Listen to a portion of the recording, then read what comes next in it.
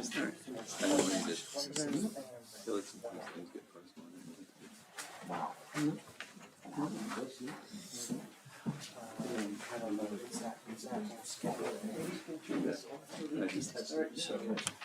So that's the table for all of them right there.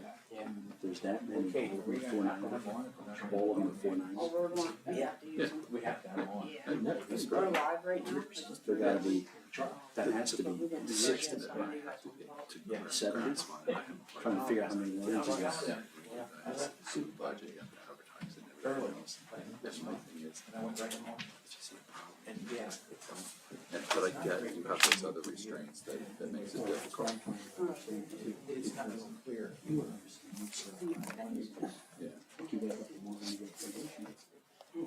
And you adjust to it. We're gonna revoke it. Where's the camera? Where's the actual camera? Doesn't mean we can't. Where is it?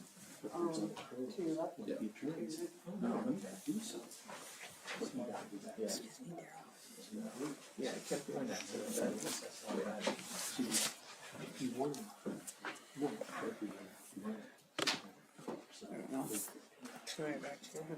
So we're live? Yeah, the live. I just wanted to hide left right after. snuck in with leopard-like stealth. Yeah.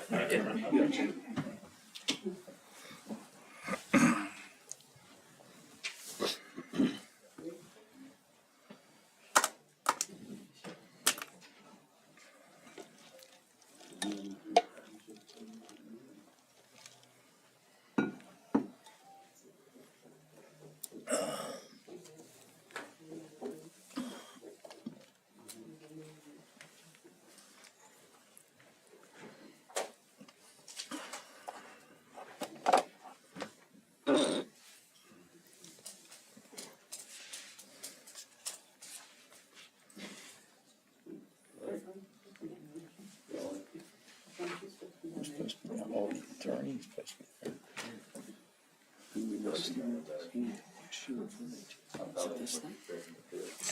there. No, I think she's referring to your report. Oh yeah, that's it, I'm sorry. You go back here. Page 5. Yep. And she starts with that.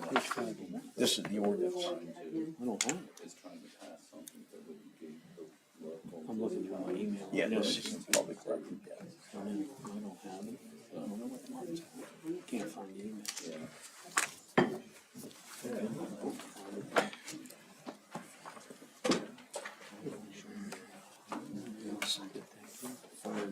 Well, she says it was in that email. She says that. It's on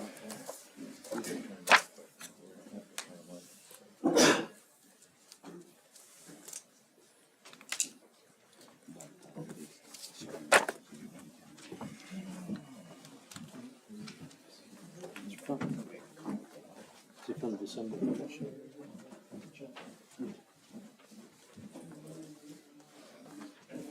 I'm going to take us down through, take care of this.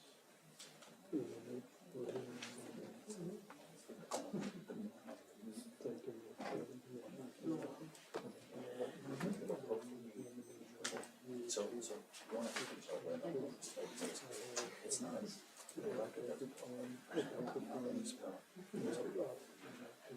So when, okay.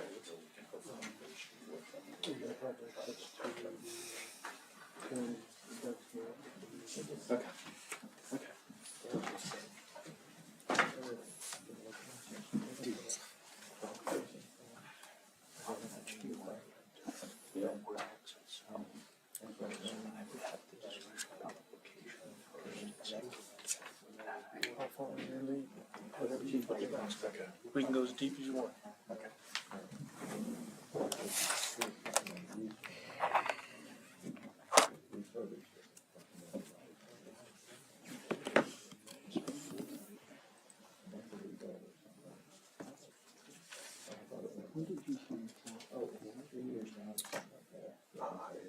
Doesn't Andy look at this, this picture in the blue jacket? Yeah. Footballs. Okay,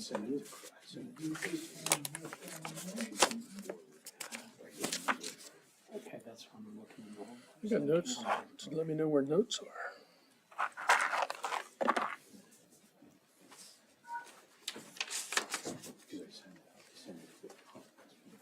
Gotcha.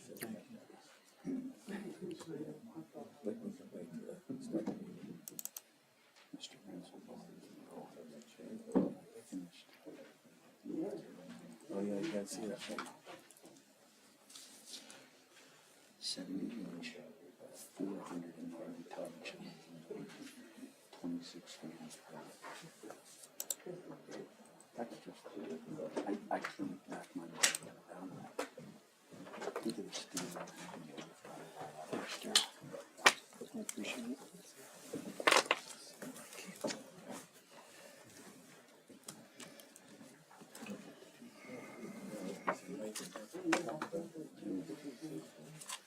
Okay, we ready? Andy, you ready?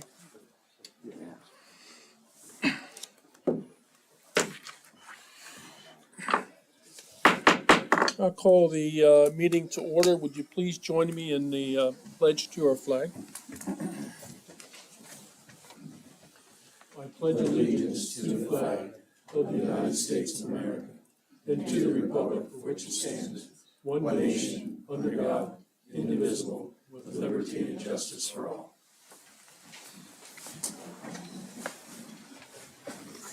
Thank you for that.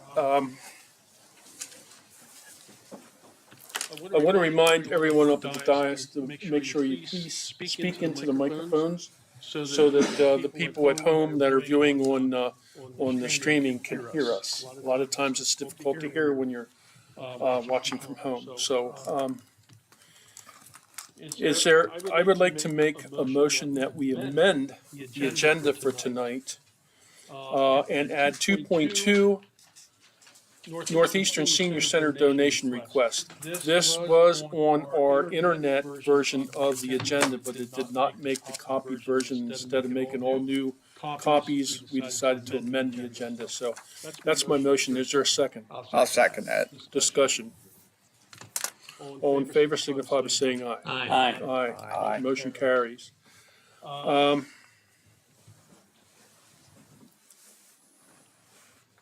So that takes care of the agenda. So we're going to move right into 2.2 Northeastern Senior Center. Traditionally, historically, we always give money to our senior center. They supplied us with a report outlining their activities throughout the year. They have visited on an average of around 200 and 250 homes monthly attendance by municipality. So we are 21% of their residents coming into the senior center is from East Manchester Township. Home deliveries, meal deliveries were fourth. The first is Manchester Township, second's Newbury, Conewago, and then us, and it's close. So the senior center is doing good work for our seniors, and they're vitally needed in our community. So I make a motion that we approve the donation of $10,000, which was budgeted for the Northeastern Senior Center. Give the count number. Count number is 01.410.500. That's my motion. Is there a second? Second that. Discussion? I just have a comment to make. I asked for an update on their status of their building they're getting, and the address is 5675 Susquehanna Trail, Manchester, the old Brethren Church. The old building has caused a lot of headaches, including heat, electrical, plumbing, but we are hoping for the summer of 2026 to open. Biggest expense in the commercial kitchen, which we are applying for grants and for assistance. The best part is we will be able to handle be more handicapped accessible. Thank you for that, Darrell. I'll call for the vote. All in favor of the motion signify by saying aye. Aye. Aye. Motion carries unanimously. Before we move into the reason for tonight's meeting, I want to thank the Planning Commission for joining us tonight in this endeavor. It's a very important process that we're going through for our township. It is best to have all the input and opinions as possible, and that includes the residents, which they gave their opinions last time we were up at the fire hall. The reason we are not at the fire hall tonight is the fire hall is being utilized tonight, this week. So when this does come to the time where we're going to have a hearing to vote on this measure, it will be at a larger location such as the fire hall, so that we can make sure everybody is accommodated. So thank you again, Planning Commission, for being here for us. So with that, I'm going to turn it over to Solicitor Miller, and he'll take us through the process. Hi, good evening. I think I'll start out just explaining for everyone's benefit where we are in the process and where we would be heading in the process with the ordinance. We've been working on a revised draft of the ordinance. We've added some provisions to the ordinance, taken a lot of the feedback from the public hearing, and tried to modify the ordinance accordingly. We have distributed a draft of the ordinance to township staff, and just yesterday got back some comments from the staff on the ordinance. We're trying to move it along as fast as we can. One of the fundamental questions which we're here mainly to discuss tonight, or for the main part of the discussion tonight, is where data centers would be allowed in the township, whether it's a new zoning district, an overlay district, or adding it to an existing district. So that's one of the main purposes of the discussion this evening. Once those decisions are made, that'll give us the ability to finalize a draft of the ordinance for discussion. And that ordinance will be shared with the board once it's finalized. And then prior to any action on the ordinance, there will have to be another public hearing like was held before. In addition, the draft ordinance will have to be resubmitted to the Planning Commission, to the County Planning Commission and the Township Planning Commission. They will have to review that ordinance or that draft at their public meetings as well. Subsequent to those public meetings, it will be posted for a public hearing with the township, with the Board of Supervisors. So there's a number of steps that still have to occur after this evening. But again, the main purpose of this evening is to get feedback and make a determination with the help of the Planning Commission as to what locations in the township or what parts of the township data centers will be permitted in. So I think with that, we can start off the discussion by just summarizing the options that have been, I guess, discussed or on the table so far. And one of those options that emerged, and there were a number of public comments about this at the public hearing, is to simply provide for data centers in the existing industrial district, allow data centers as additional use in that district. That would open up the entire industrial district to data center development. So if there are existing properties, existing warehouses, existing other structures in that zoning district, they could be converted potentially to data centers. It would also open up any undeveloped land in the industrial district to data centers. My primary concern with that option is there's not a lot of undeveloped land left in the industrial district.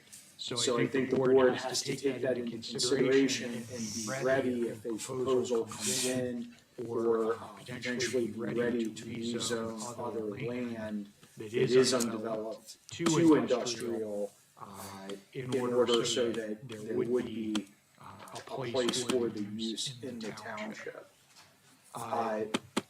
A second option is to create an overlay district over parts or different districts in the township. And this would be, an overlay district is basically a set of special regulations or allowed use that's superimposed on existing zoning districts.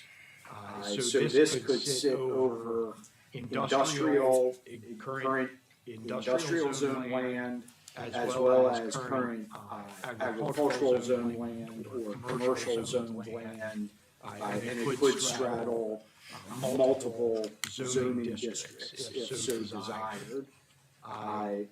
Typically, with an overlay, the underlying zoning district regulations do still apply, except to the extent they're specifically superseded by the overlay regulations. So things like underlying setbacks, things like that could still apply, dependent on the district that the overlay sits over. The third option then, which is the option that was previously put on the table and discussed, was to create a new zoning district or special zoning district that would allow, in addition to other potential uses, would allow for data centers. This is what was originally done with the intent and thought process that there were one or two properties in the township that were near water and power sources, wouldn't require extensive utilities to be extended across other properties, or along existing township or state highways to service the potential facility. The original drafted ordinance put this in an converted some agricultural land in the township to what we call agricultural innovation district.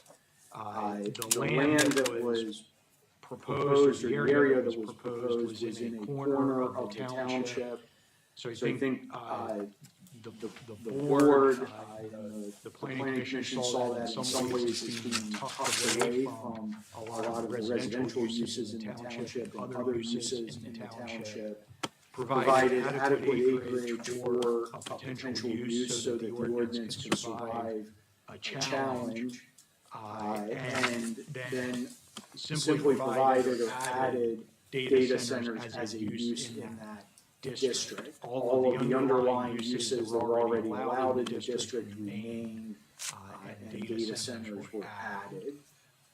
That limited the scope and the area of the township that could be developed for this use, but still provided a reasonable and well thought out, I think, from a planning perspective, area of the township where it could be allowed. So that's a summary of the three proposals that have been discussed so far. There could be other things to consider, but those would be, I think, a starting place for the discussion. So with that, I'll open it up to the planning commission and the board to have that discussion. Is it your opinion, just from a legal standpoint, that that creating the new district or the new zone, the third option, provides the township the most available input to the greatest extent possible to control what happens where? I think that it. Nothing's foolproof. Right. I think that it did as proposed, because we weren't opening up any extensive areas of the township. The challenge with opening up the entire industrial district of the township to this kind of use is that I think twofold, like I said, right now, there's very little land left to be developed in the industrial district. It's not currently, has a pending plan on it, or is already developed. And there's a substantial amount of land in the township. And some of that land in the core of the township is surrounded by a lot of residential and other uses. So it does open up a large area of the township. The proposal as previously submitted would limit that to just a few hundred acres of the township. Now, the golf course was included in that prior proposal. The thought process being it created a kind of a neat and cleaner district. And also the golf course is currently, it's currently built on an ash bed. So the only way to really develop that would be to actually fully reclaim the ash that's under the golf course, which would be a very expensive proposition. Environmentally, probably maybe even better for the township, because you'd actually get it cleaned up instead of just being capped and still in contact with groundwater and things like that. But highly unlikely, I would say, that anyone would try to develop that property, develop the golf course property as this kind of use, just simply because of what would be involved in doing that. With that being said, Andy, I took the liberty of putting up the tax map. You can see the golf course down around the 4 o'clock, 5 o'clock area there. The farm to the left of that open land, is one of the farms that have been contacted and shown interest. Hendrick's Farm. Can I ask a question? Sure. So Andy, I know we have to find a place for them, right? We can't just, like we talked about before, kind of rehash it. We have to provide for a data center. Yes, I think that you would, I think you would be open to a potential challenge to your ordinance for that reason, so. Thanks. I just wanted to remind folks of that. That's number one. Number two is where here is to find a logical place. And so your comment about the current industrial areas, they're pretty much, for the most part, well taken up or plans kind of in motion. And so your concern is if someone were coming in to put a data center in there, it's twofold. One, some of the industrial stuff, which a couple of us have lived by, they have some housing there. That's number one. And number two is the fact that most of that available land is already used or development plans in progress. So that creates a challenge for someone who wants to put a data center. That's correct. Kind of a financial hurdle that would then potentially, getting back to your points, is might lend them to create some legal challenges to why we pick them. Right, so you would take a snapshot in time at the time you create the ordinance, and whether at the time the ordinance was passed, it was adopted, whether there was actually any land available for development. Doesn't matter if that land gets developed in the future, it's a question of whether it's available at that time.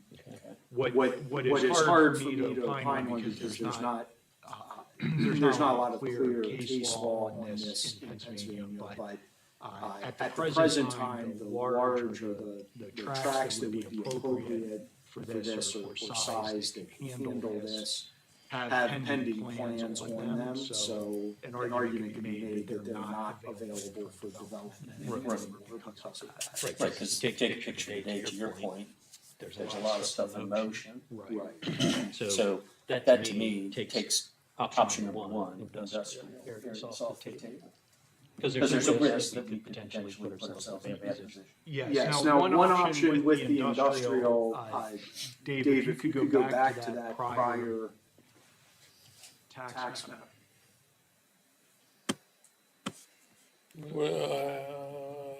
One to the far right. One more. Yeah, that's the one that just had a, this is the industrial land we have currently. This is DHL. This is Unify. Two buildings. Over here is around Willow. This property right here already has a plan pending. This property has a plan pending. This farm has plans pending. So initially, I'm thinking to everyone that industrial area is the prime location to put one of these things if we have to have one, because it already has the light pollution, the noise pollution, the trucks, everything going on in there. However, dedicated power may be an issue, and water would probably have to be provided by York Water Company. There's other areas in our township that is more secluded. It has power, it has water available to it. So initially, I would like to see it in the industrial, but I don't see it happening because of, you see all the residentials around that. So if we put one in, and Andy, are you saying that I can't ask you to just say, okay, let's pick one out right there. Let's make that and only that for an AI. We can't do that. No, that would be spot zoning. So we need to, there need to be multiple parcels. Typically, there need to be multiple parcels. If the parcel's big enough, then argument could be made that there could be the chance that that could stand on its own, but it wouldn't be advisable to do just that. You need to have a block of properties. That was one of the main reasons for including the golf course in the original proposal, was that you then had multiple parcels that were part of that, part of that new district. And that would make it just visually on the map, it looks much better that way, and it would make it more a higher likelihood to stand up to a challenge that's being spot zoned. So if we open up our industrial area to include the AI, and this, just hypothetically, this building down here would be resold, and somebody would want to put a data center in there, then they by right could do that. So the ordinance, they would still potentially, they would still have to comply unless they got variances, they would still have to comply with setbacks under the ordinance, so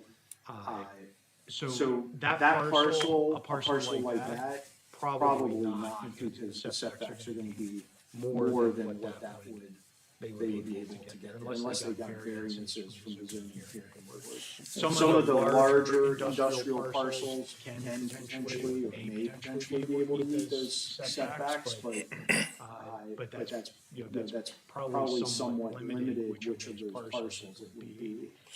So I struggle with finding anything adequately have the setbacks, because if they would put it in these two parcels here, which, by the way, I think that is the Musser farm.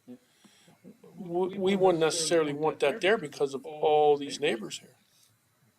So it's also zoned residential. Yeah, it would have to be rezoned, but yeah, I just struggle for.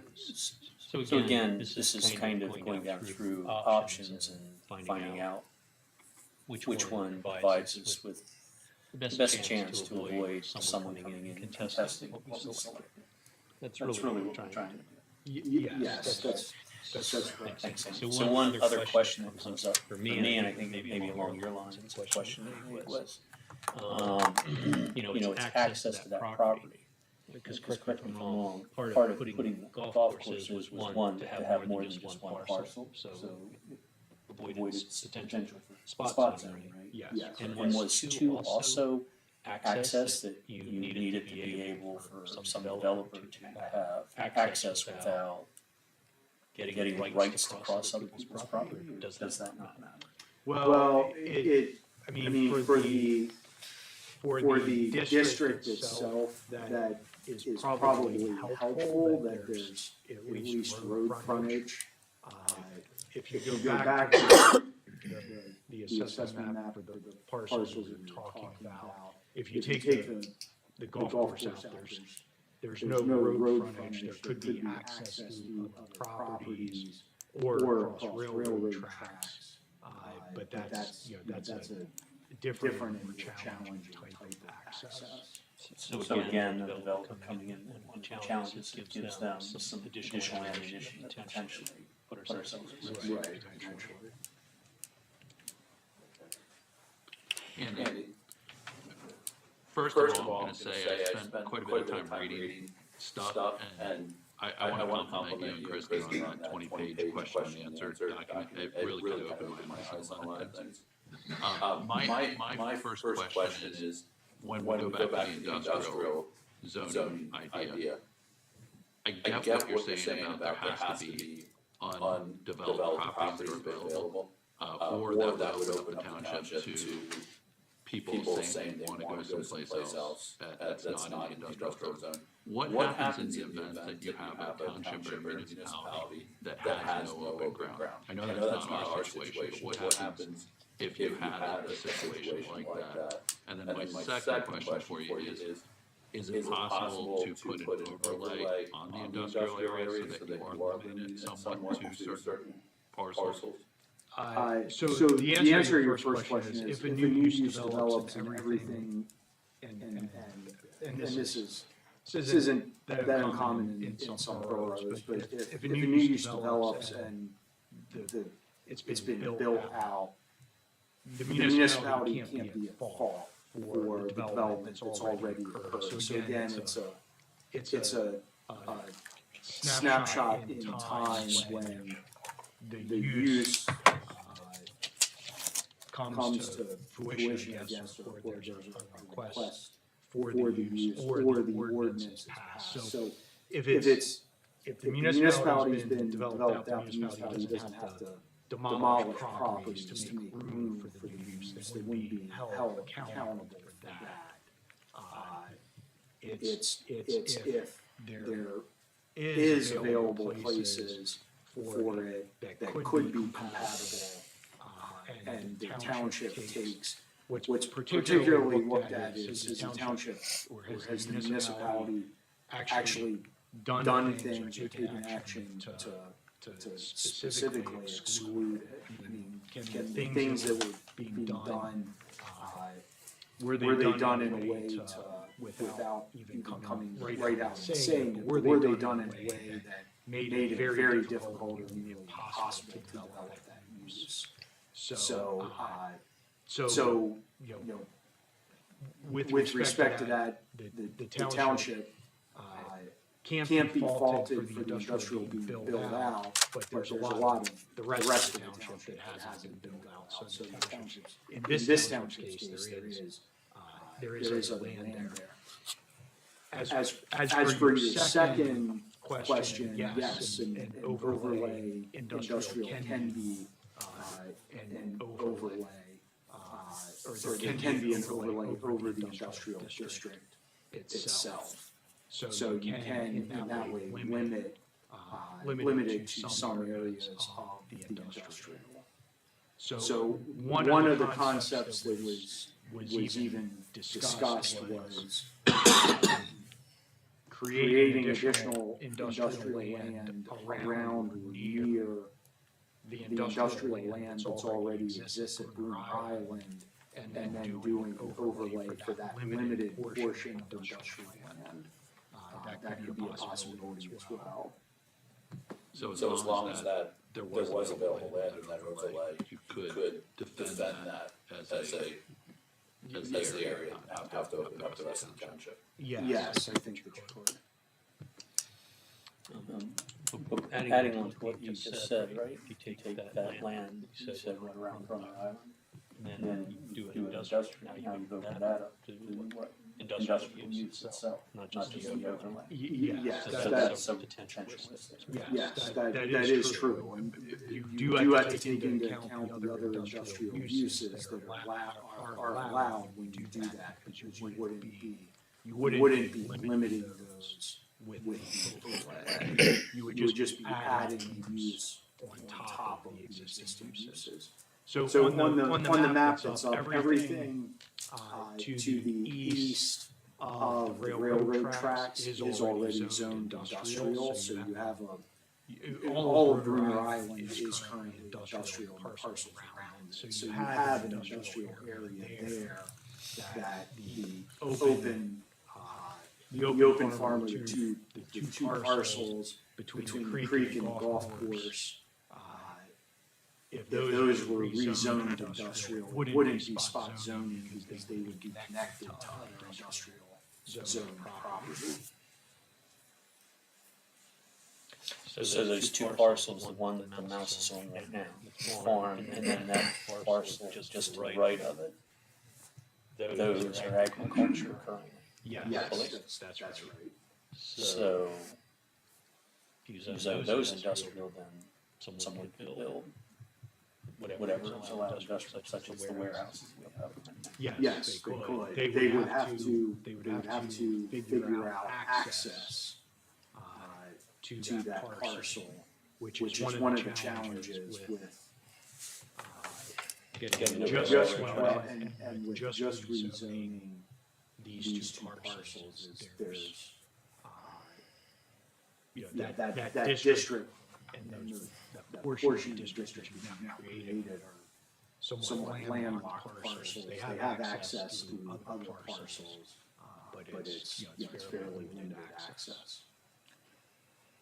So there was, and it's on the agenda as well, York Baker's Farm, or York Baker Farm, which is on the other side of the Chestnut Valley, and was mentioned in the public hearing as a potential site as well.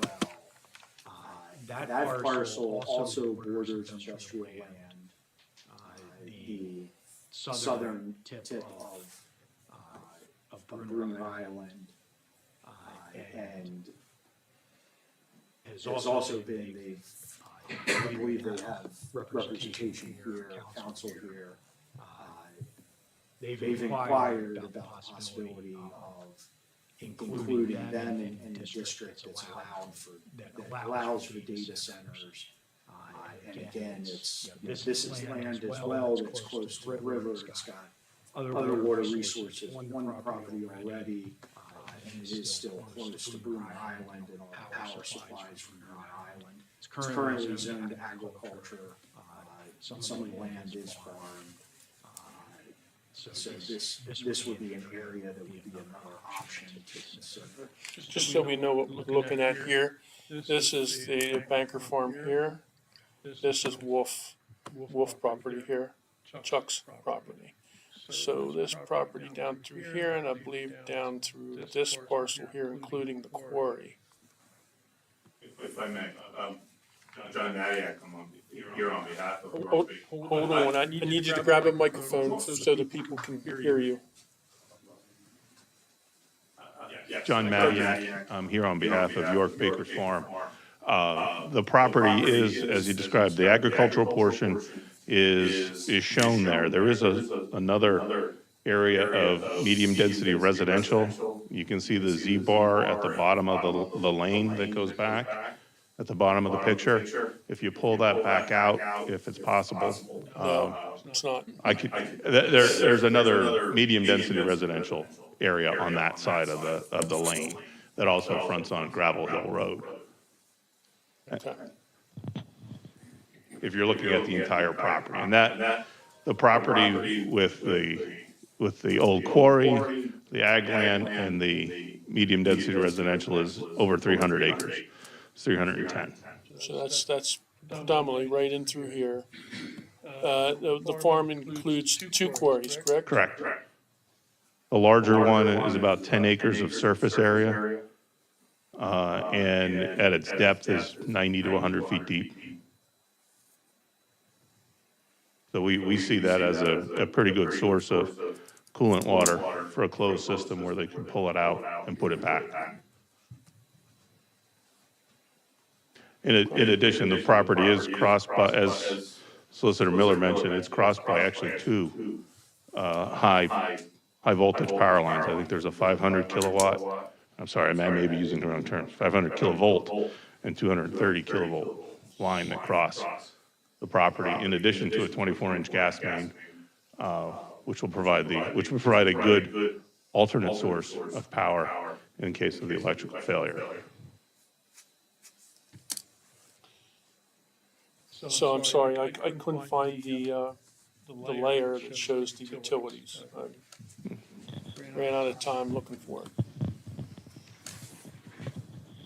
Reading through the ordinance, it looks like we're requiring that they have the best available cooling system available at the time. I don't think it's really specified. Are we gonna require them to have a closed system, or will they be able to have a system where they're pulling from the river and dumping back in? Well, that's up for discussion with the planning commission and the board. You can do either. What we did in the ordinance currently is try to incorporate a concept that's used in air quality regulations and water quality regulations for industrial facilities, which requires, rather than trying to predict the future of what equipment is out there or systems are out there, and this is exactly what we're thinking, it requires the best available technology for those things. But the ordinance can specify more clearly that it has to be a closed loop or semi-closed loop system, so you can do that. The quarry, I believe, historically was actually used by North Water at one point when there was a drought situation decades ago. So we know what kind of flow is going through there. I don't have that information, but I believe you're correct that there's been some, I think during a drought situation, I think it allowed for the release of water back into the river. Okay, so it's not as if they were putting it into the system, but they were replacing what they were taking back, what they were taking out to satisfy their River Basin Commission requirements. So I don't have the flow numbers with me. The water that's being coming down from springs or whatever is pretty substantial. I would assume so. And what we handed out was a map showing the power lines as it crossed the property. The property as it sits is outlined in yellow, and it includes both parcels. You can see the green line is the 230 kilovolt line. The red is the 500 kilovolt line. And just for reference, I couldn't put it on there, but the gas line pretty much follows the path of the 500 kilovolt line, the red line. And that, from what I understand, that's a 24-inch gas main that feeds Bruner Island. So we see that as an excellent resource for whoever might build there as a data center, because it's a backup power source that doesn't require tanks or any large amounts of fuel. It's all in the pipeline.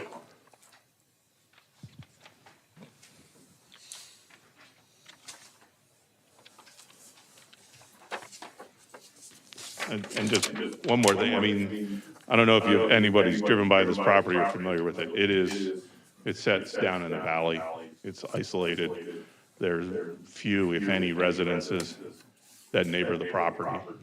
It does back up against the Wolf property, which I understand is preserved. So there would be no development there. I think a lot of the other surrounding farms are in the ag security area, so I don't imagine they'll be developed anytime soon either. So with the information before us, should we try and focus in and set ourselves on a location? And then the rest of the ordinance, stay focused on one topic at a time? Yeah, I think that would be, I think that would be helpful, because what we do want to be able to walk away from tonight is the direction that the board and the planning commission want to go with us to actually provide for them in zoning maps. So if I may, given what's before us, I mean, just kind of summarize, right? Industrial area to me seems to be out based on what we previously heard tonight, right? And two other parcels have been thrown before us as possibilities. One appears to be somewhat a challenge to get into from direct road access. And this property that was just being discussed, given that, familiar with it, I don't remember seeing it, but I know driving down through there, okay?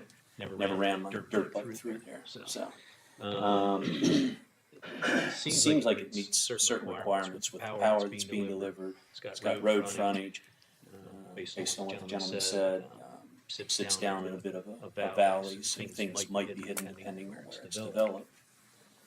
And it seems to meet some of the other criteria that you were talking about, and where it's more than one parcel, total it's 300 acres, which seems like it's quite substantial, given the data center things I've researched down in like Virginia and things of that nature.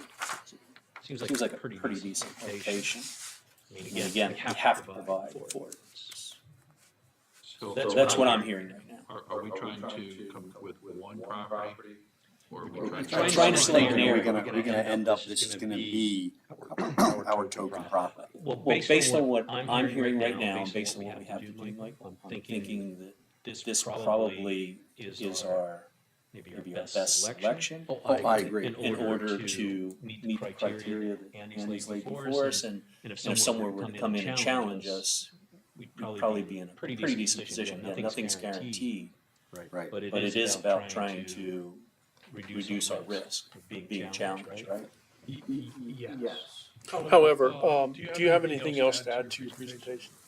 No, that's my questions for me. Are there any questions right now? We can certainly ask them later. But I want to ask the audience, is there anyone here for any other properties in the township that wish to speak up and put forth their property as a possible alternative to this?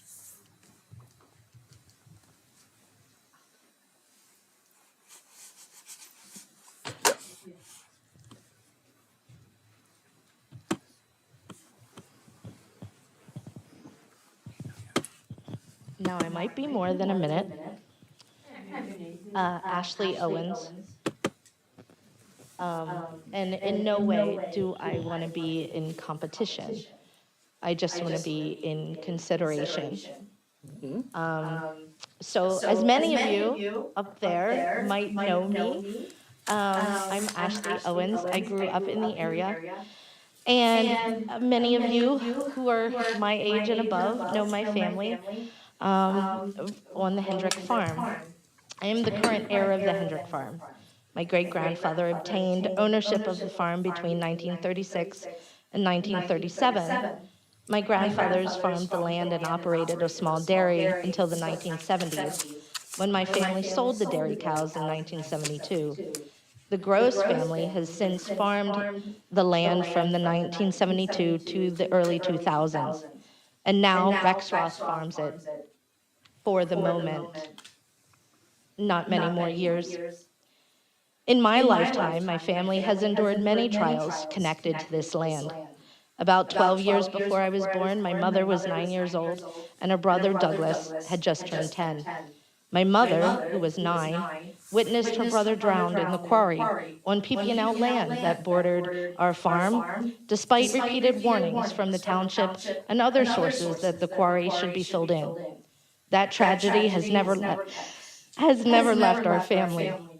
When I was young, I experienced frequent harassment from PP&L. Their representatives, Barry Acker, came down often, and then nearly once a month the year my great-grandfather Vincent Hendrick died. He continued pressuring my grandfather, Alvin Hendrick. After that, at one point, by chance, I learned that PP&L's internal offer for our land was far higher than Barry Acker ever presented to us. A few years before my grandfather, Alvin Hendrick, passed away, the threat of PP&L buying or taking our land through eminent domain became very real. We were forced to spend a small fortune defending ourselves, either to secure a fair price or to make them back off. Thanks to their real estate head and new appointee at the time, Mark Jackson, who needed to show what he could do after he replaced Bill Spinney.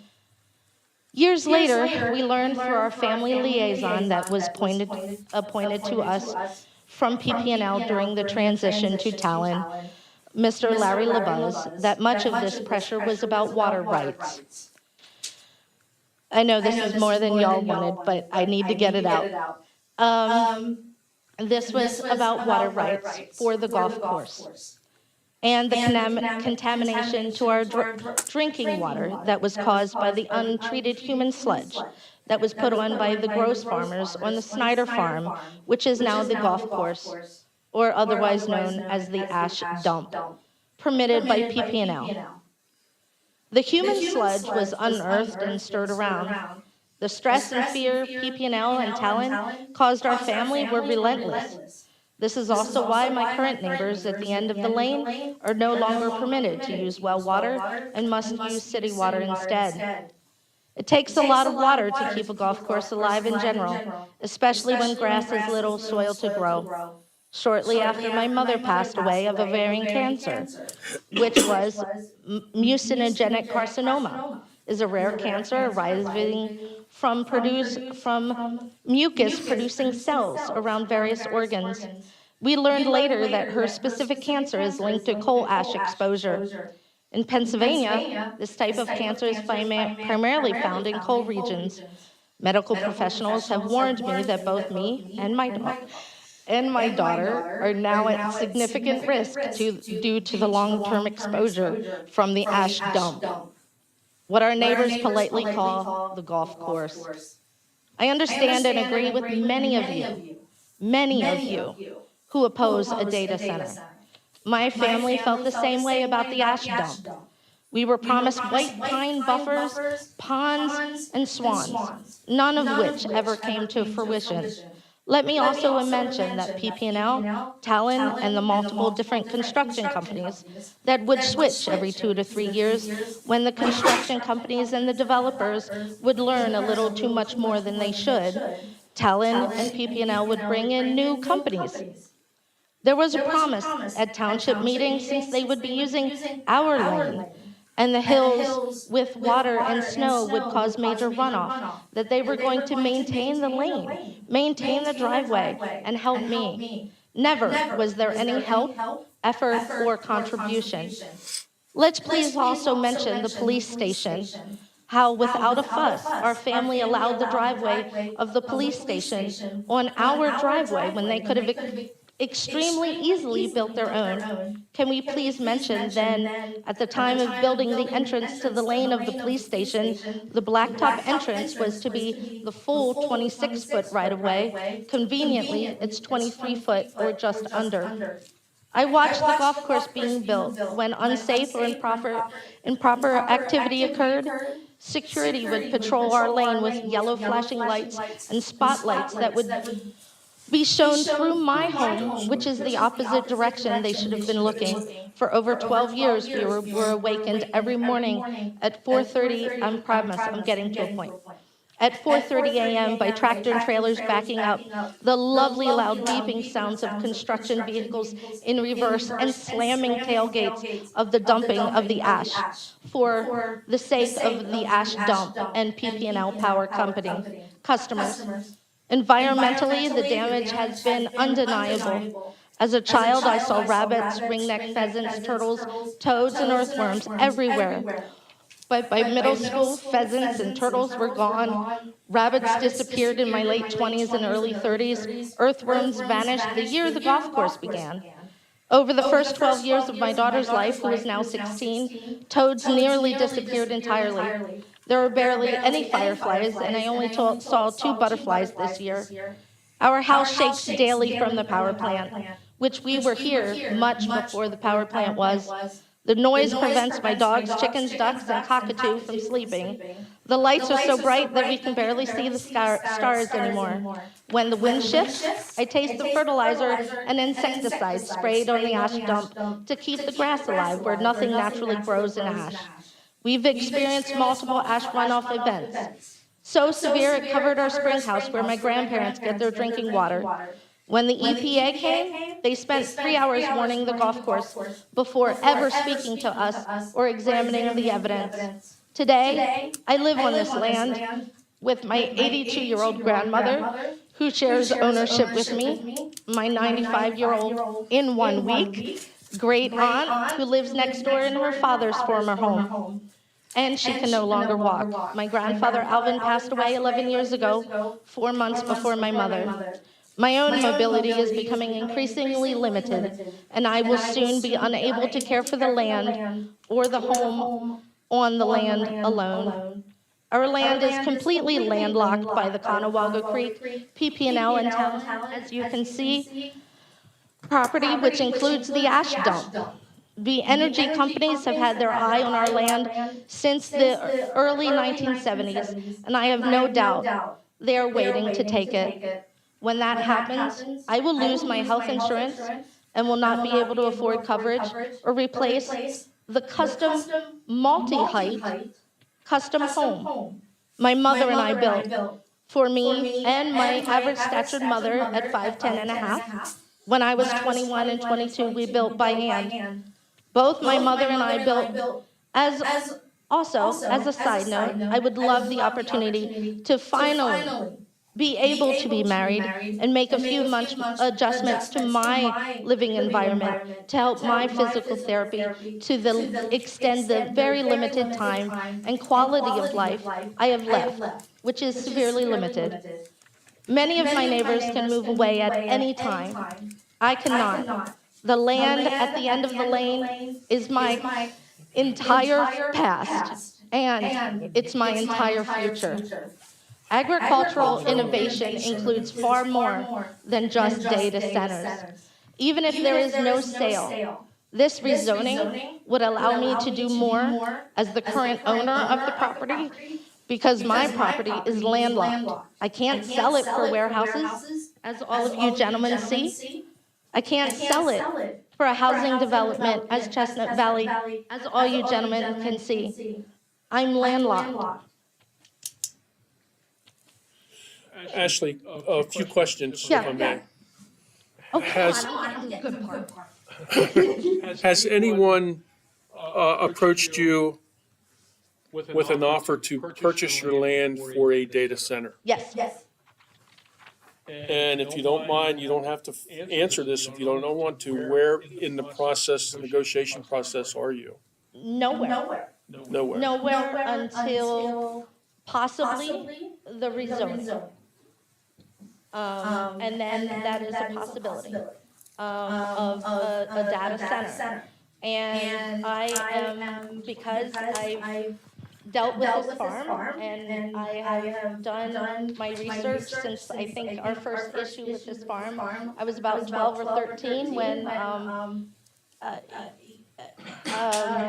would come down here and come to the History Center and do all my research. I tried to get what in a layman's terms, my ducks in a row.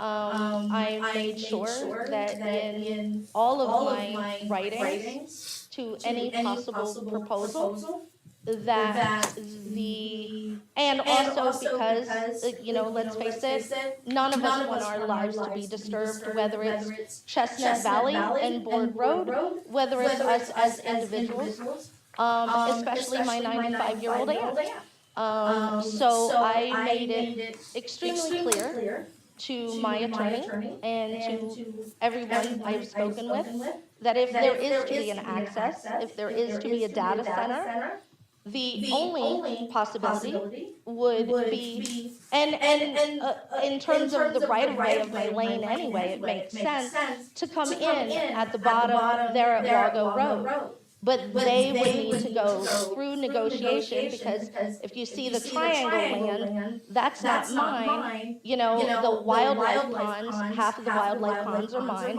half of the wildlife ponds are PP&L.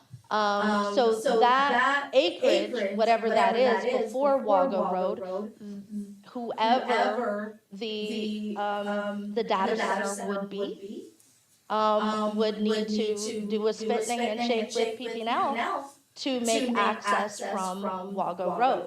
But right now, it's just brokers who are interested. It's just a land grab. And I'm just asking to be cut free before they take it. Okay, so Talon Energy did not approach you. Not yet, honey, but they will. Promise you. It's coming. Any questions for Ashley about this? That acreage is 177? Oh, I'm 127. 49, I can't see. It's 127 acres. It's my Okay. farm, so it's from the diagonal line the whole way until, where PP&L has it, beside the cemetery. Okay. So it's, Because so- all of the houses, when we go, we would all go together at the same time. yeah. Okay. Does Talon have the property on the other side of the line now? Talon, I think Talon owns this, is that Yeah, correct? yeah, right. They own down through here, they own these little pieces over, All the golf course, that one little strip, I think, up near the creek, I think, as well. Dave? up here. No, down towards the bottom, the to your left.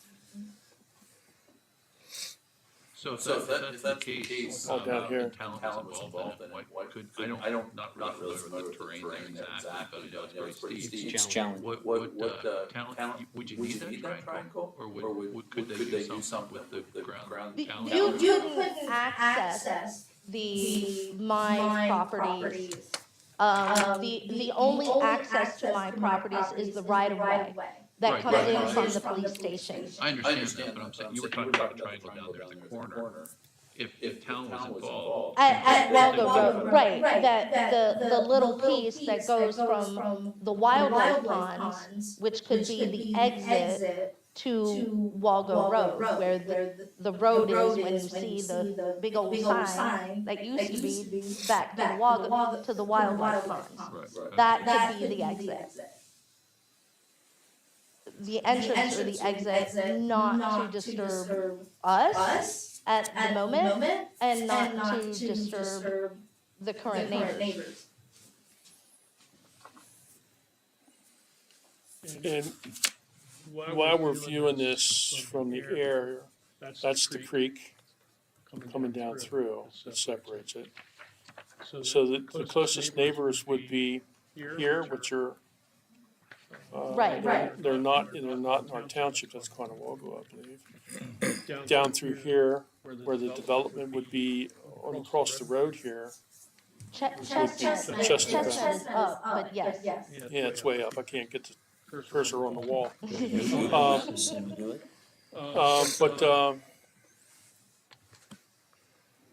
this is isolated. This is funneled down to, sound would mitigate down through to the power plant and mixed in with all the power plant noise that they have. I venture to say that it would be a struggle for us to go get somebody in the township and say, hey, drive me to the Hendricks farm. Because it's very, not a lot of people know where the Hendricks farm is, plus you can't see it, you can't get to it, and. And reality is because of the golf course hills.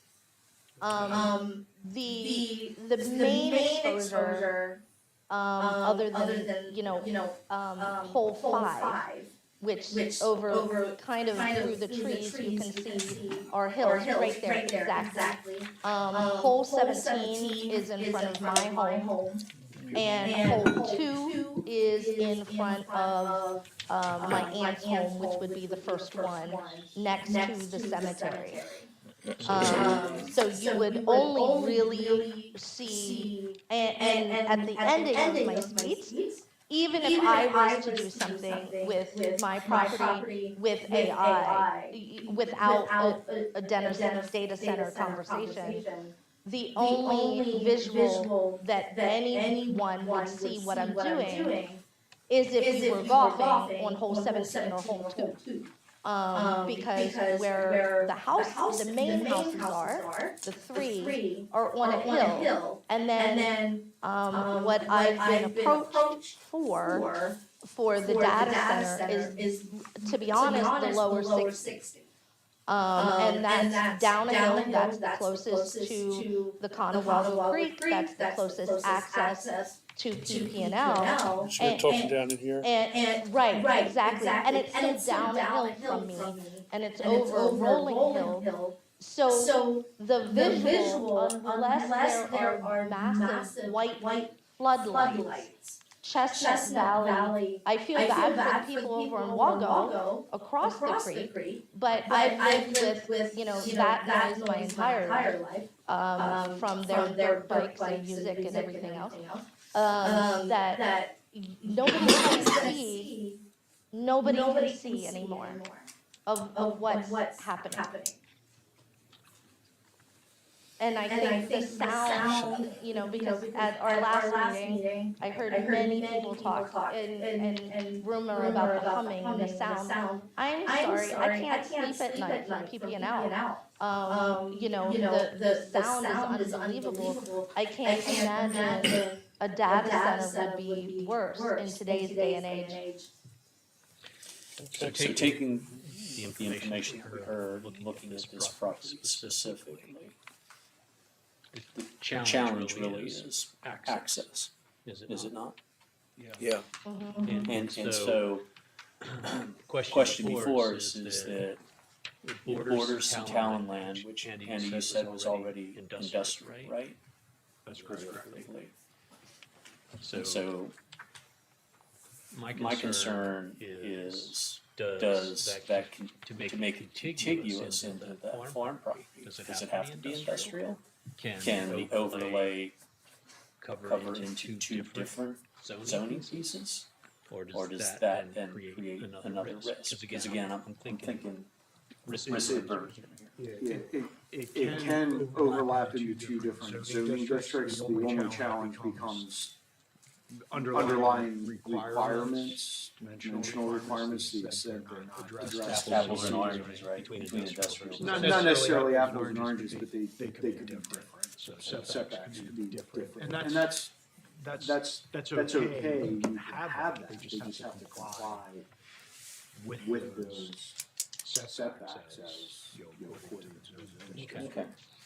So I mean, simple thing is we could certainly have more than one. Yes, we could. That was my point earlier. We don't need to have it just. Again, I come back to the top pieces. Sorry, I keep repeating myself. It's avoiding that risk, creating a situation whereby we provide an opportunity, because we have to, for a data center to come in and let them figure out what they want to do. Does it hurt us by doing that? And so the reason I asked the question to Andy is, if we don't have to rezone anything and we put the overlay over it, that becomes, hey, here you go, the developer's got to work within those constraints. And they got to figure out how they get into those properties, whereas the other property has road frontage. So it depends what you want. One's 300 acres, one's, what did you say, 127 acres? 144, I think. So gives them options. So those are two locations, two properties that are pretty conducive for what we're discussing here. They may not be the only ones, unless one of you gentlemen have anywhere else that you would like to propose. I mean, I'd just like to say no, but I can't do that. So,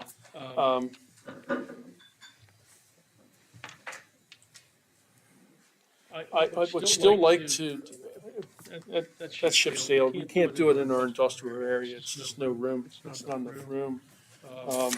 We open that up, they could buy 3 warehouses and have 3 data centers in, and we couldn't stop them.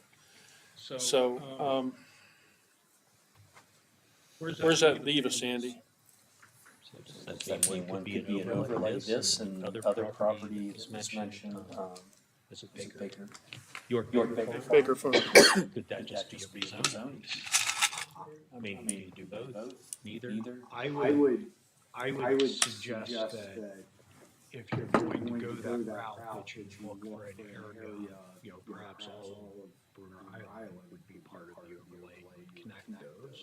So it would be like a U-shaped overlay around the power plant. And that overlay would include York Baker Farm as well then? I think that's a planning decision for the planning commission and the board, but it certainly could. Okay, and again, the overlay doesn't hurt us at all, right? Right, the overlay would just be limiting the area that could be, Right, because going back to the three pieces, we already take an industrial piece, that left us with the overlay district, and then we were originally heading to creating something new.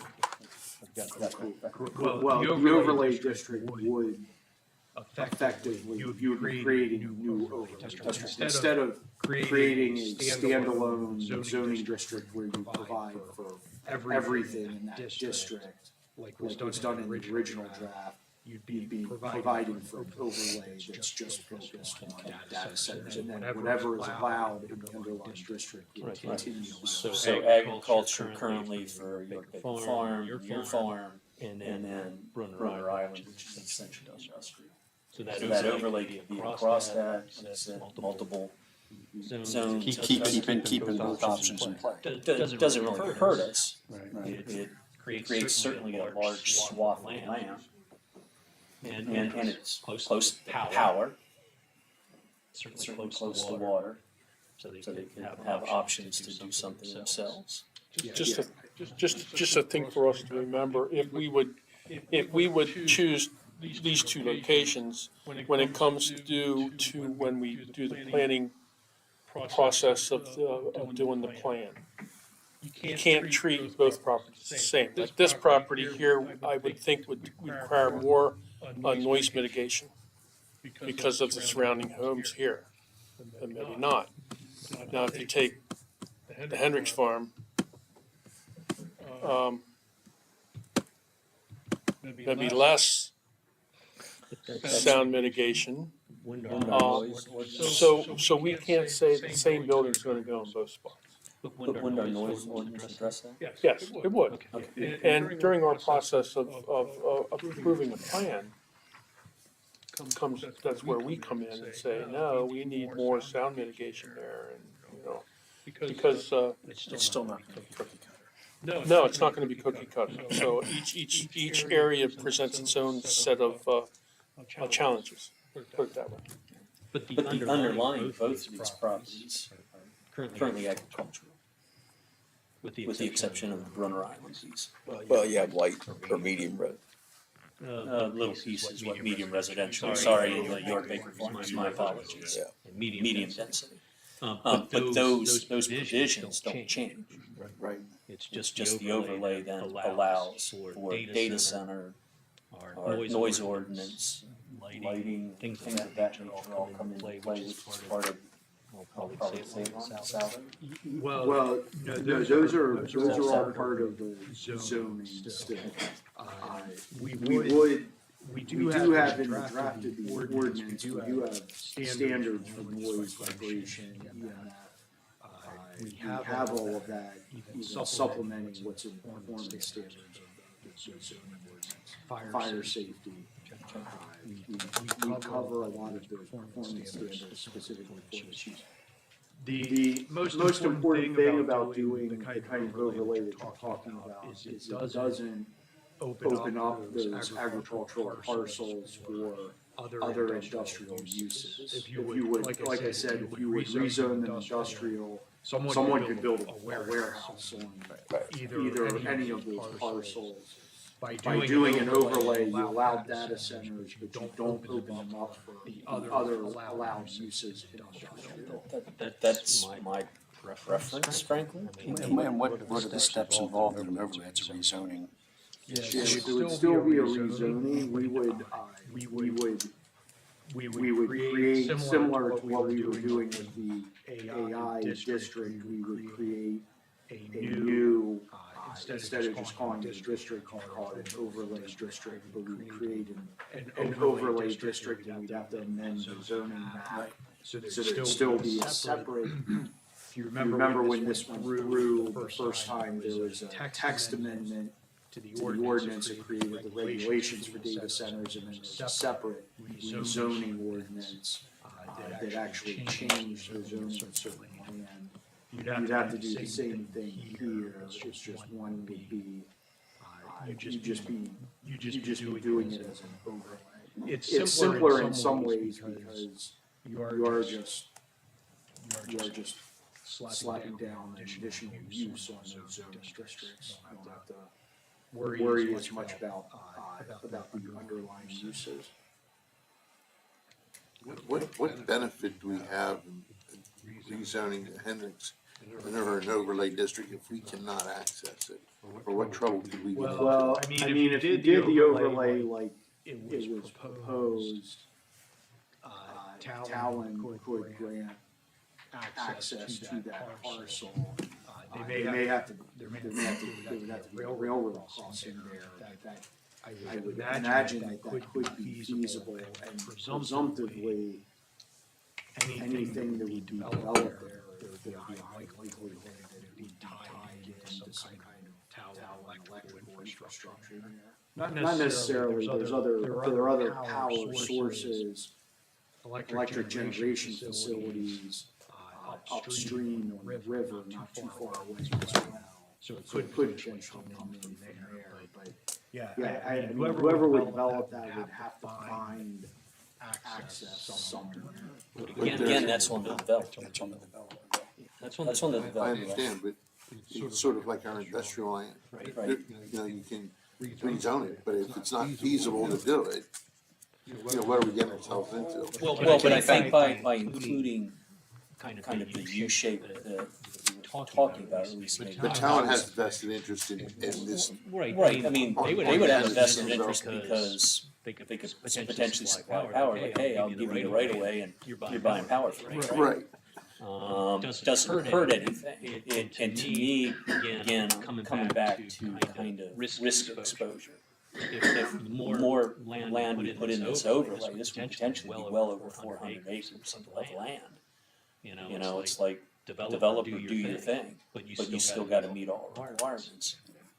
I think it would prevent a challenge for someone to come in and say, you know what, I wanna put it somewhere else in your township because you're not really giving me adequate enough space and access to do what I want. That's what I'm hearing. That's what I'm trying to avoid. Yeah, and I agree with that by adding the multiple parcels. Yeah, it may be challenging to develop the Hendrick farm, but it's not gonna be fatal to the ordinance, because there is this other land as well that could potentially develop. And you're really saying we wanna do two overlays? Or that's. I would just connect them off. Because what then, I mean, I was thinking we create, naturally have two centers down there. It would, that is a risk. Yeah.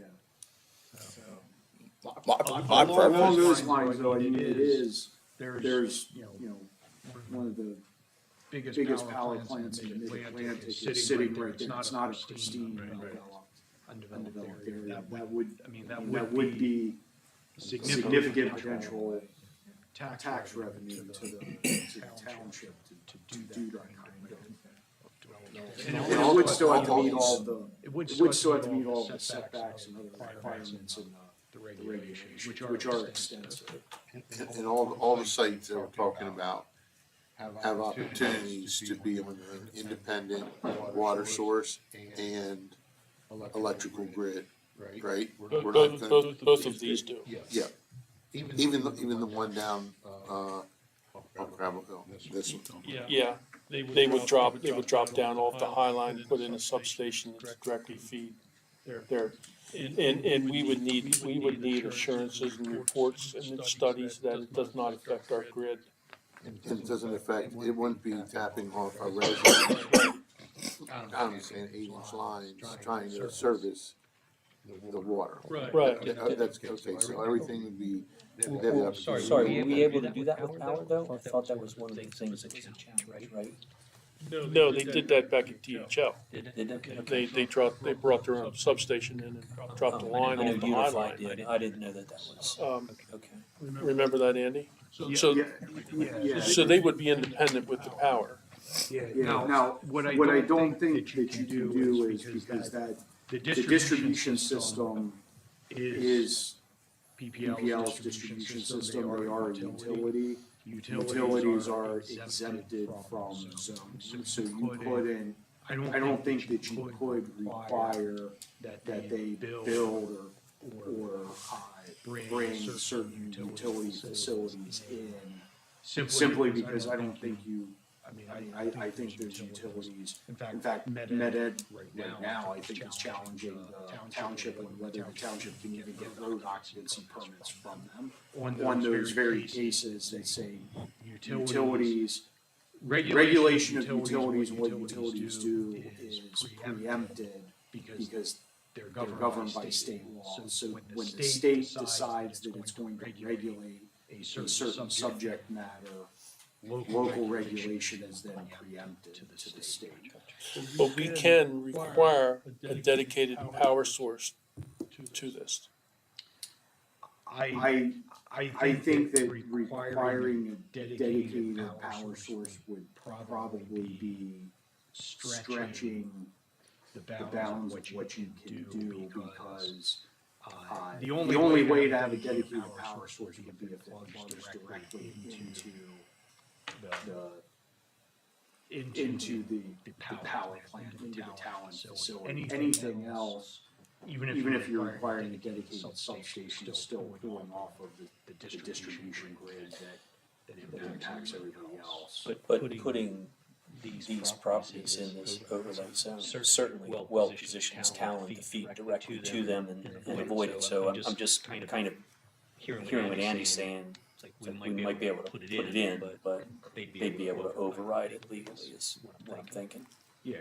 I mean, ultimately, at the end of the day, the utilities are, the utilities will develop their systems the way the utilities decide to develop their systems in accordance with what the PUC will allow.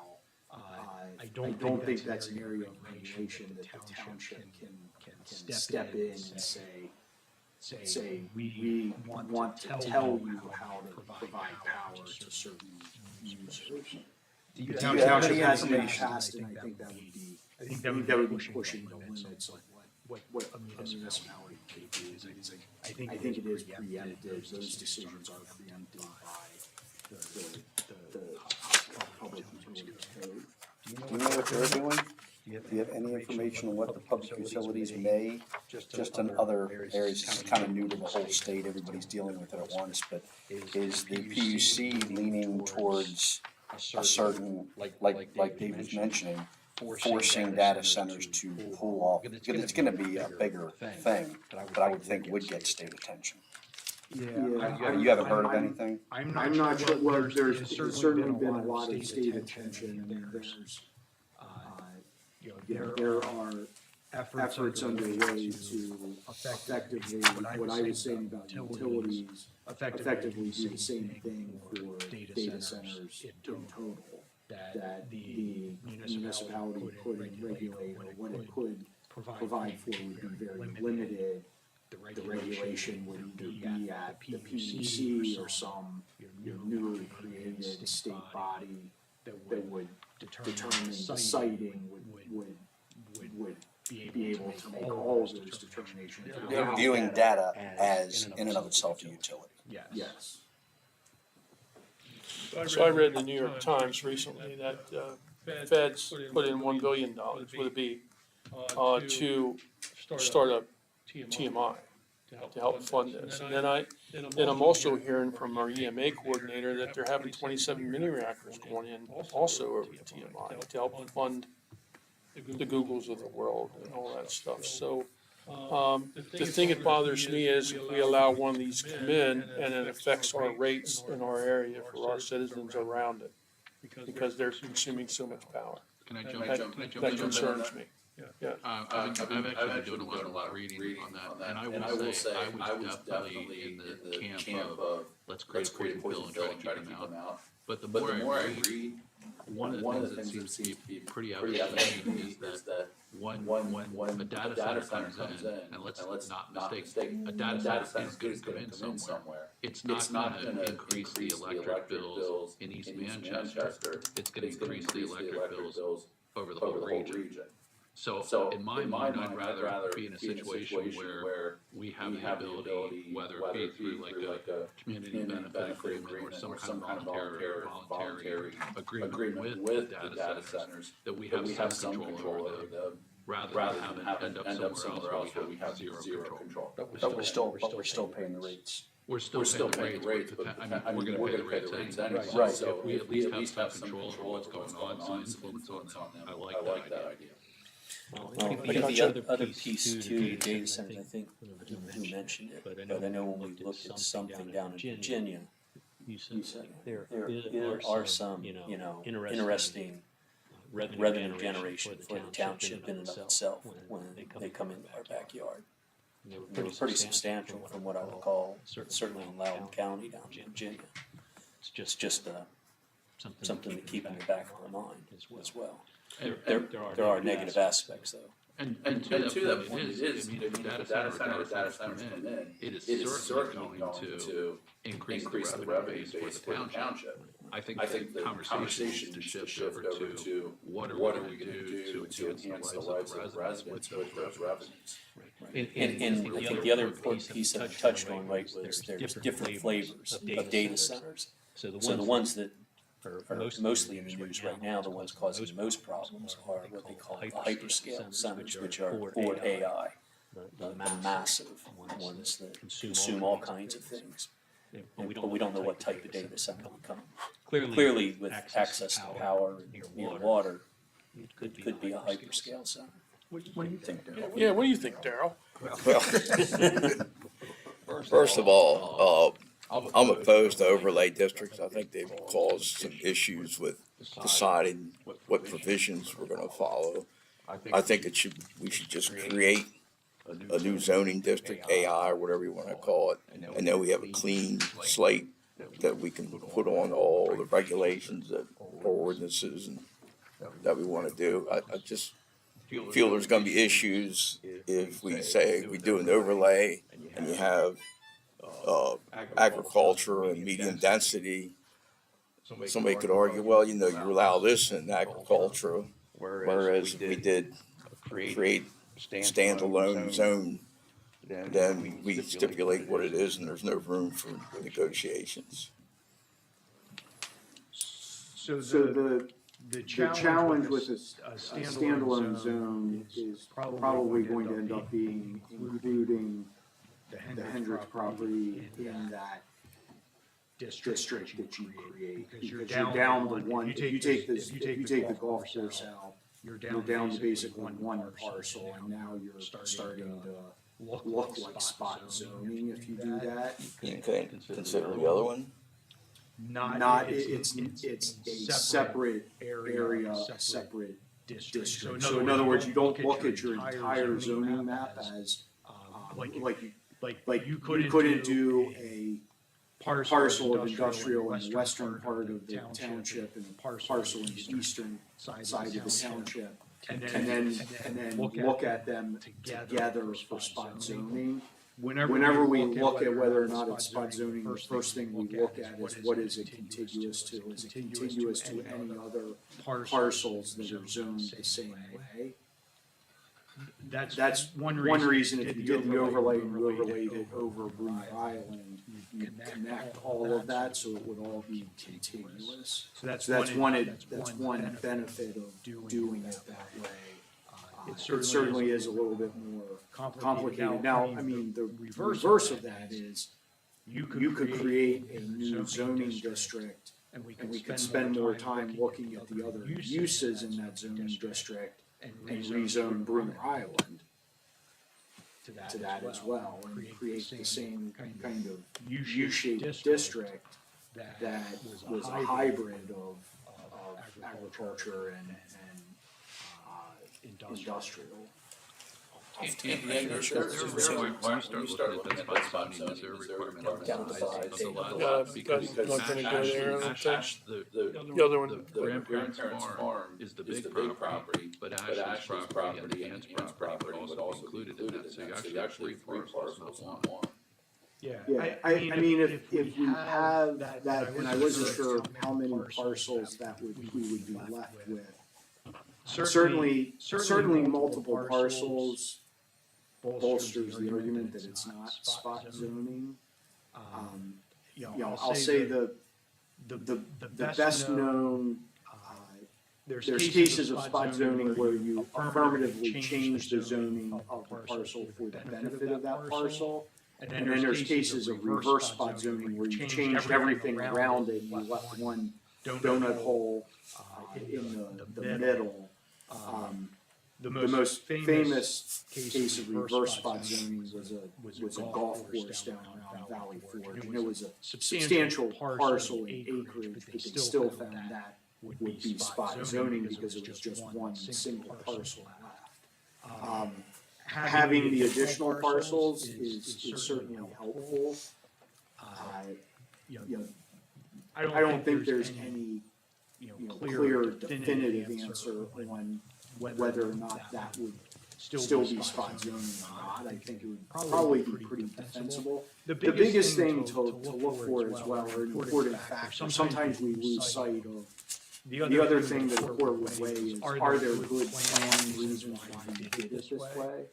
I mean, in this case, I think you can point to a number of good planning reasons why you did it this way.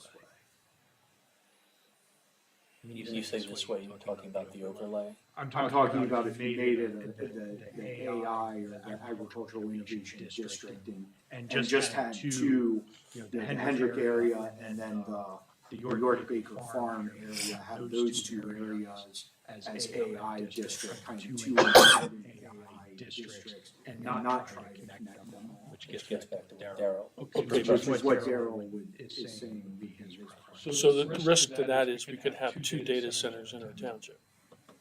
Yes, but I think you were looking at doing the same thing with The overlay would do it too. Yeah. I mean, it allows more possibilities, but yes, you could wind up with two, maybe three, maybe four. You know, it's over 400 acres of land, and figure out how to pack stuff in. Just playing devil's advocate, if we would do that with that parcel right there, and Talon would come in and purchase that, they can't build another golf course, can they? They can't put ash in there as a depository. Well, I mean, I think, I would assume that they can do that now because the golf course is zoned ag. So I don't think we would, I think all the proposals, unless you change that to industrial, which they may still be able to do with that, but unless you changed it to industrial, I think they would, I think so far all the discussions would be allowed to continue doing whatever they're allowed to do there now. You wouldn't be changing, you would just be adding data centers to it, you wouldn't be changing anything that already exists. That's the overlay versus Darrell's preference of. Well, even Darrell's preference, we effectively were, what we were doing previously wasn't very different from the overlay. It's just that we weren't including, the advantage of an overlay is you can cross districts with it, you're not creating just one single district. Okay, sorry, then I misunderstood. That's on me, so my apologies. Okay, I understand that. So where do we want to head? Because, I mean, unless someone's got some new information to talk about, we keep going. You say it round in circles. I mean, it sounds like we ruled out the industrial center as being a viable candidate. Is there any other properties that we know of that would be secluded enough that have what we need? It's power, it's the water, it's the seclusion. Both these properties are prime properties for something of this magnitude, I think. I agree. Does anyone have any different views? So where next? Or what next? Well, if we are in concert that these two properties would be viable options for us, I think we need to move on to our zoning regs then. Am I right, Andy? Yeah, I think we would still need to make a decision, is it going to be by a new standalone district, or is it going to be an overlay, that would be like the U-shaped overlay that we discussed? And Attorney Nadia, I don't know if you have any, on behalf of your client, if there's any preference that makes it more, that would be more attractive, one more attractive than the other. Ultimately, I think it's looking at certain regulations applying to the use, whether it's done via an overlay or via a district. Right. I think it's going to be the same. Again, for the benefit of the people on YouTube, whether it's an overlay or a separate zoning district, the regulations are going to be the same and applied in the same manner. I think all of your setback regulations, et cetera, would probably flow through into whether it's, again, whether it's a separate zone or the overlay district. So there's really no preference on our end. Okay. Do two overlays. So I guess the other consideration in that is doing the overlay, we're talking about impacting Talent Energy's actual property. I mean, we would be making a change that affects them, it would require notice to them. Doing just the standalone district, like what's originally proposed, expanding it to include the York Baker Farm parcels, would not be changing anything on Talent's property. There wouldn't be any specific notice to them of those changes required by doing that. Well, all other things being the same in that regard, and going back to Dean's point, do you have a preference which is easier to defend in terms of what we can provide legally to somebody that might be interested in coming in to do that, which would be more defendable? There's probably not a very big difference in it. I think the zoning map probably looks a little bit cleaner with the overlay because it's all contiguous and you've created a large contiguous area. But that would be the only thing I'm not overly, I wouldn't be overly concerned about that. Either way, you're effectively creating a new district, so the complexity of those two things is. And you're talking one U-shaped overlay, not two overlays. Yes, the overlay I think you would do is one U-shaped, overlay industrial and ag land. The new district, you would not rezone any of that industrial land, it would just be two separate independent sections. Okay, I would like to ask Lehman. I'd like to hear your thoughts on the subject. Well, I think what Andy just said is the crux of the matter of how you handle the existing Boomer's Island and Talent Energy property relative to these two non-negative, except for that, situations. So, the question before that is which is the most defensible legally. Andy says that it doesn't make much difference to him. And do you agree on the premise that the industrial area is not conducive for one of these? The overall? Yes. Yes. You know, we talked about the existing industrial facilities that we have and the reuse of them. My understanding relative to these data centers is the requirements for the construction of those, they just couldn't take those buildings and retrofit it. They'd have to scrape and build a new one. So, you know, if you want to control where they go in the industrial area, then you don't include the greater industrial area in the provisions. So, Lehman, we are giving up premium open space. That's what people are against. They don't want to see the green space go, and they don't want to see farmland go.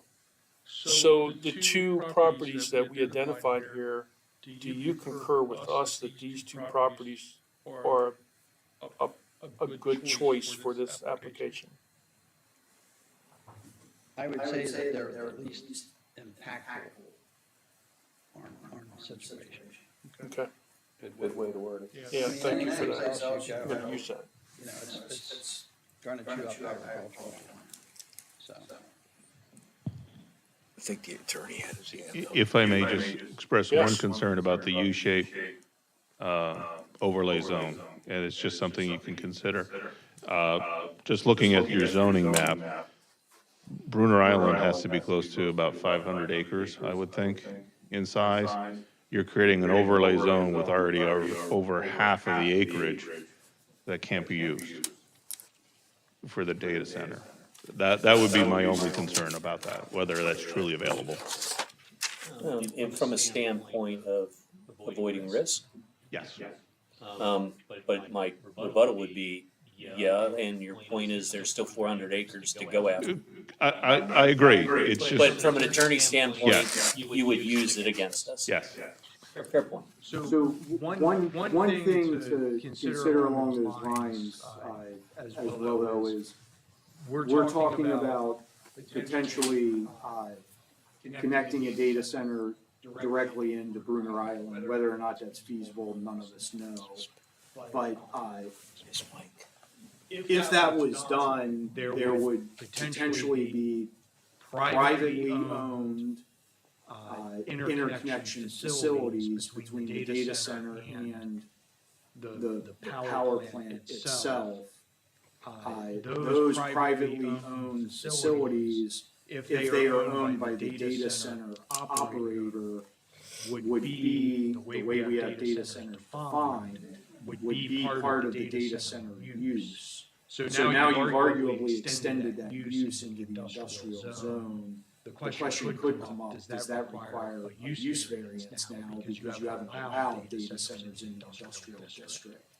So, I've run into that with other energy projects where if they've done private interconnection and we've had to get zoning approval for that private, for the land that private interconnection is on, because it's part of the use, and that use is being extended onto other private parcels. Does that expose us to any other risks though? I mean, that doesn't sound like a bad thing.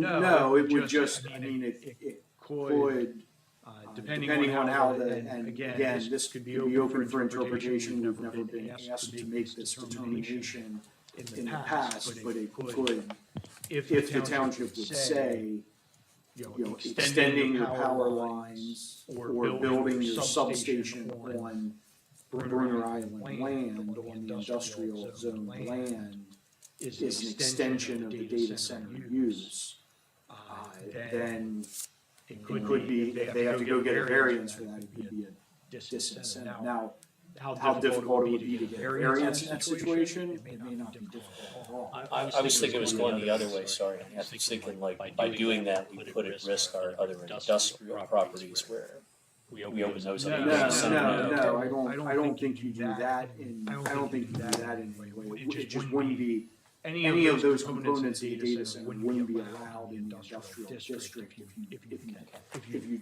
do Daryl's proposal rather than the overlay. If you do the overlay, then whatever they want to blend into Bruner Island, they could blend into Bruner Island connected to the Oh, sorry, keep forgetting about what your preference was, Daryl.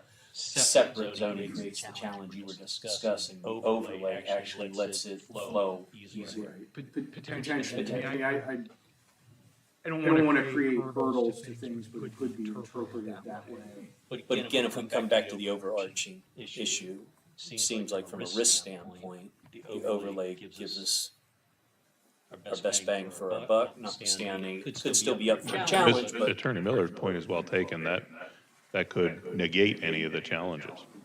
mitigate that challenge because it's necessary for the operation. I mean, at the end of the day, I know it's putting more land into this particular use, the over 400 acres. And we've seen what the developers have been able to pack in the farmland that's in industrial use. We all have. So, I'm not knowing everything about AI that, I think I should.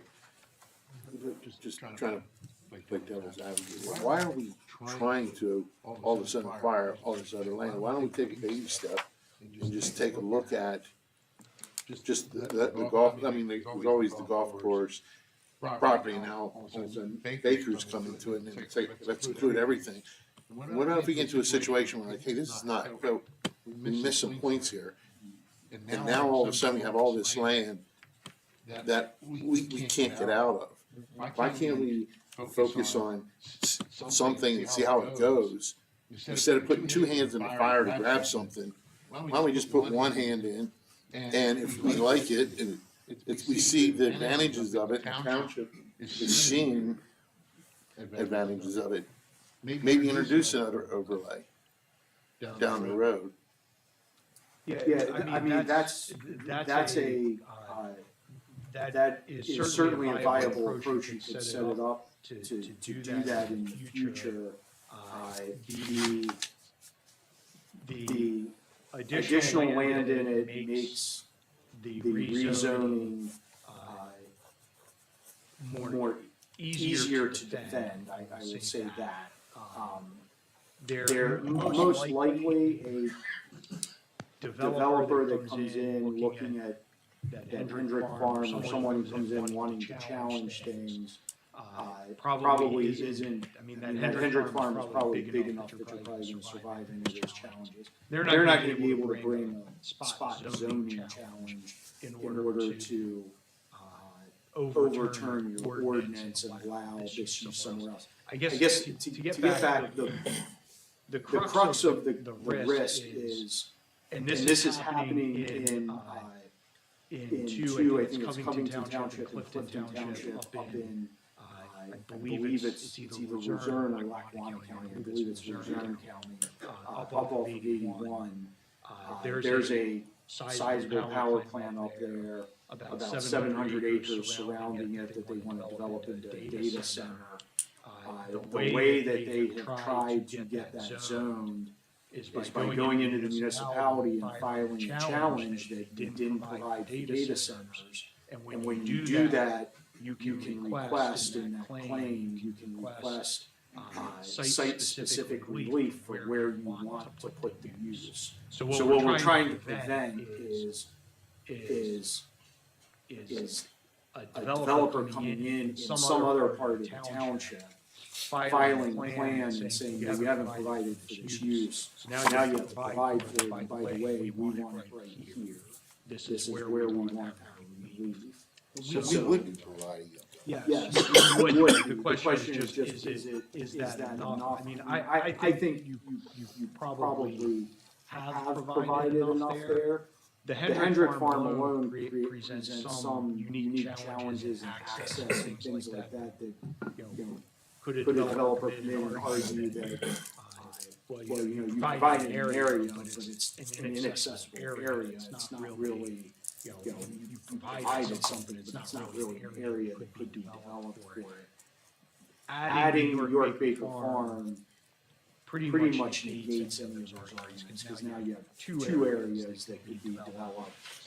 I think really hard to challenge what you've done in that situation. I mean, this is the first time I saw this drawing. Now, what you could do alternatively is provide or allow it for York Baker Farm, which is probably an easier area to defend. There's not an access issue. It's a larger area. Do you know how many acres the property is in total? It's around 310. 300, what? Oh, okay, I'm sorry. So it's a almost well over twice as many acres, a much bigger area, and then reserved if there was a viable proposal to develop the Hendrick Farm, you could come back and look at that and say, okay, this works, we can extend the overlay to this parcel. So the suggestion is that we would pull the trigger on the Baker Farm. But understand that when Talon gets ready to, because they will go up over that hill, I'm sure.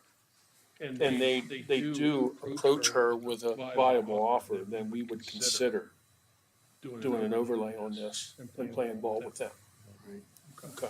The one advantage to that too is, that would give the township a little bit of control if the township didn't like say they wanted the access to come in through the golf course or along the golf course, which could impact some other properties up in that area, residential properties. If they wanted to access it that way, that would still give, the township the decision whether or not to rezone it or change the zoning there in the future is purely legislative. It's at the township's discretion. The township doesn't like where the access is coming from. The township says no to that rezoning. If they work out an access that comes off of the existing industrial property there, then that may be a different, the township may have a different take on that, then the township may be willing to do this. Yes, because what would probably happen would grant a temporary construction easement for them to come in and build the center, but that would go away because it's only cars coming in and out of that thing once it's built. So, always thought we'd have access on Walgo to come in, so all that truck traffic and everything would be down in there, but I can see Andy coming around the east side of the golf course there through the woods and getting the construction in. That's what I think would be otherwise everything's pushed out on Walgo Road and it's probably not coming through those residential sections in the township. That would be the one place they could access for that. That could change that. Well, For the, I was thinking of trucks going down Board Road. not a good idea. For York Baker Farms, is that one whole parcel itself, or is that multiple? There are two parcels. One has the big quarry, that's around 28 acres, and the rest is one big parcel, 283, I think. But it's like you said, zone agriculture, and a piece of it is medium density. Yes, I think both parcels have a little bit of each.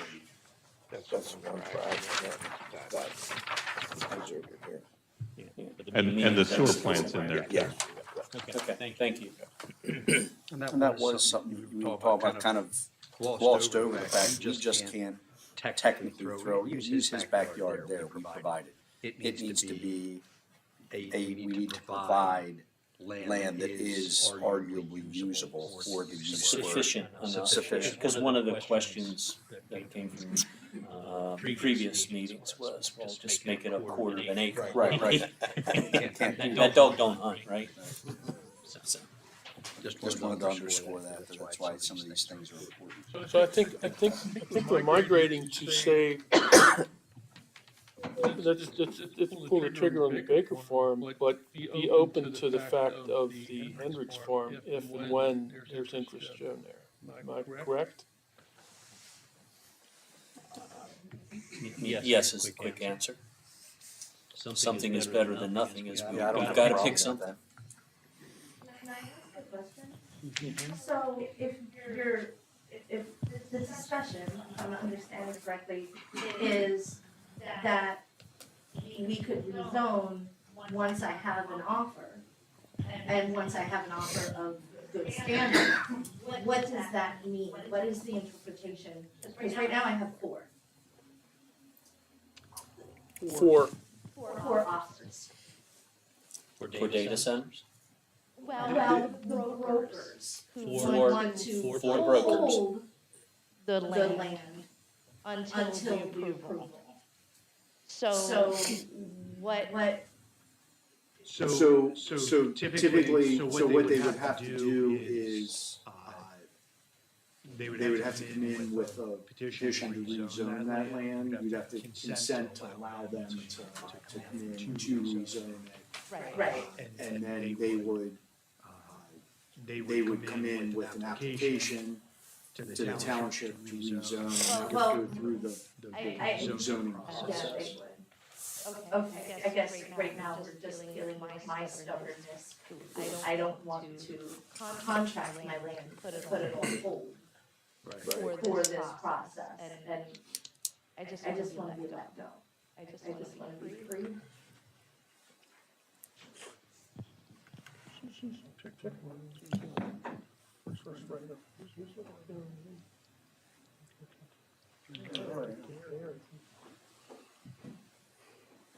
I don't know, Andy, what's the answer? Well, I mean, it's a planning question, and that's not, I'm not paid enough to make a planning decision. So- I'll let that up to. So coming, Well, then I'll have to yeah, go down but to coming Andy. back to the, Mike, sorry, what, I'm sorry, someone else have something to say? No, I mean, coming back to what you said, Mike, right? It's, stick both hands in the fire or only one. So, if you go back through, we come back to, it's about how do we minimize our risks? So if we get challenged, we can best stand up. Want to take that approach and only pick one piece of property, then to me, it's York Baker Farm. The other option is kind of go all in, create the overlay, which encompasses both properties discussed and going across over top. And Mike used the wrong term, we're not rezoning anything in its current state, we're putting an overlay over top of it. So all the current conditions apply, but if someone wants to put a data center in, then they've got to deal with this data center ordinance. Yes, that's right. So, come back to what you said, Mike. One hand in, both hands in. Where do we want to go? But again, avoiding risk. Yeah, and I guess at the end of the day, the other thing to ask yourselves is are people really, are you all really concerned with the access to that farm? Are you concerned enough that you would want to see proposals, how that would be laid out and done before you make a decision to pull the trigger on allowing a data center in that area? If you want that level of control over it, then not rezoning that now would be the best thing to do, because again, that rezoning decision is discretionary. Once you pass that discretionary stage, then they just have to meet the criteria of the ordinance. And if you only pick the Hendricks property, I would say, knowing what little bit I know about construction, I could make a pretty compelling argument, because I'm pretty sure I would be listening to this live stream and going like, well, you had another property that had road frontage that was far more beneficial, easier to access, y'all chose something else. You see that becoming an argument.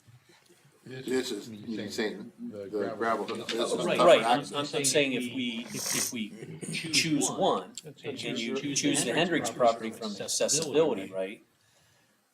Someone would listen to this live stream, pull our minutes, and I'm sure an attorney could build a pretty strong case against y'all picked that, but you really didn't want us here.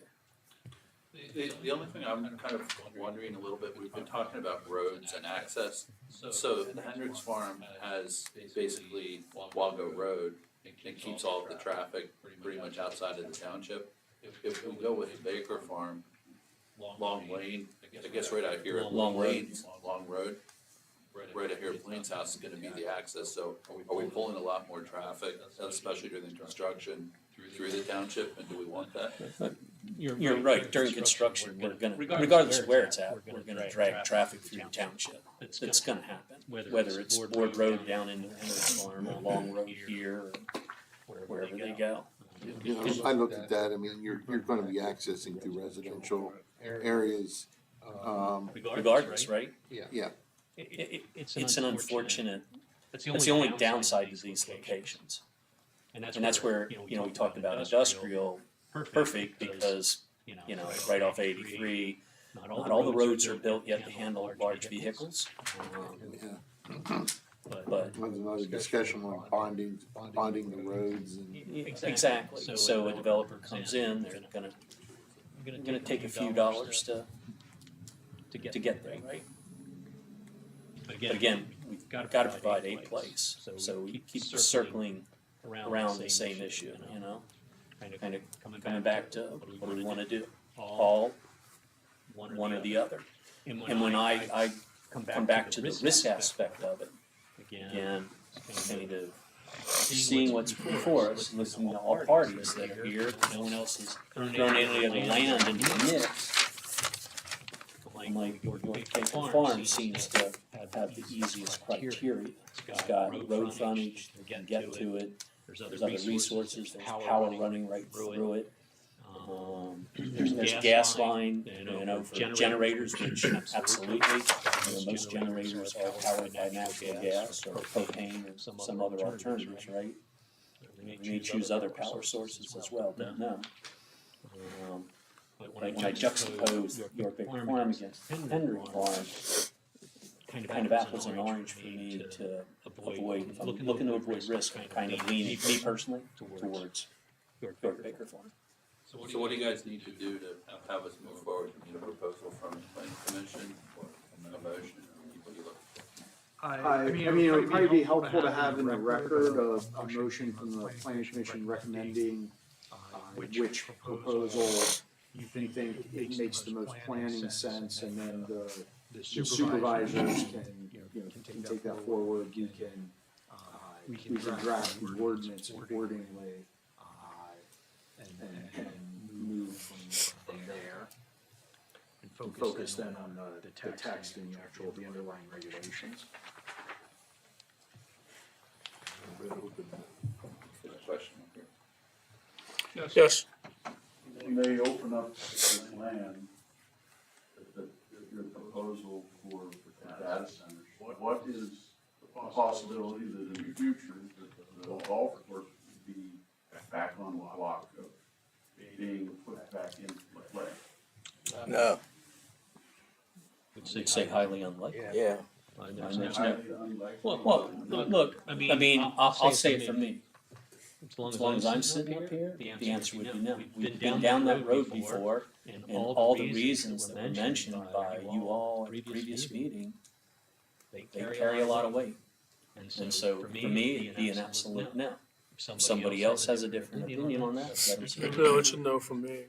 They would have to mitigate every grain of ash in that place out of there to build something, and that's, like Attorney Miller said, with $100 million to mitigate that site, there's money out there to do that, but it's highly unlikely. Another question I have is, I'm Craig Bell. 389 Torrey Pines. Maybe I'm behind on everything here, but what would probably be directed towards Mr. Miller. What specific jurisdictional requirement or regulation is it for us to be able to have to provide land for the data centers to be built? Is there a particular law? It's the fair share doctrine. That I thought was involved with housing. Yeah, so unfortunately, Do you have a specific doctrine where that's actually at? Can you provide that, please? I would like to look at that.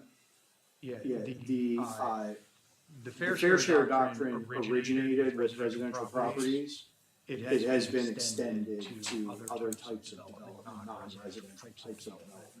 So I know that was stated at the public hearing, and that was misleading and inaccurate to state it that way. That is the origin of it. That is not where the law currently stands. The law has evolved from there. But it originated as kind of an anti-discrimination doctrine based on housing, but it has been expanded since then. There are multiple cases where it's been applied to non-residential uses. Is that a state or federal? Right. It's state law. Federal law is not at play in this type of issue. Okay, yeah, I maybe I'm behind on all that. I need to take a look at that.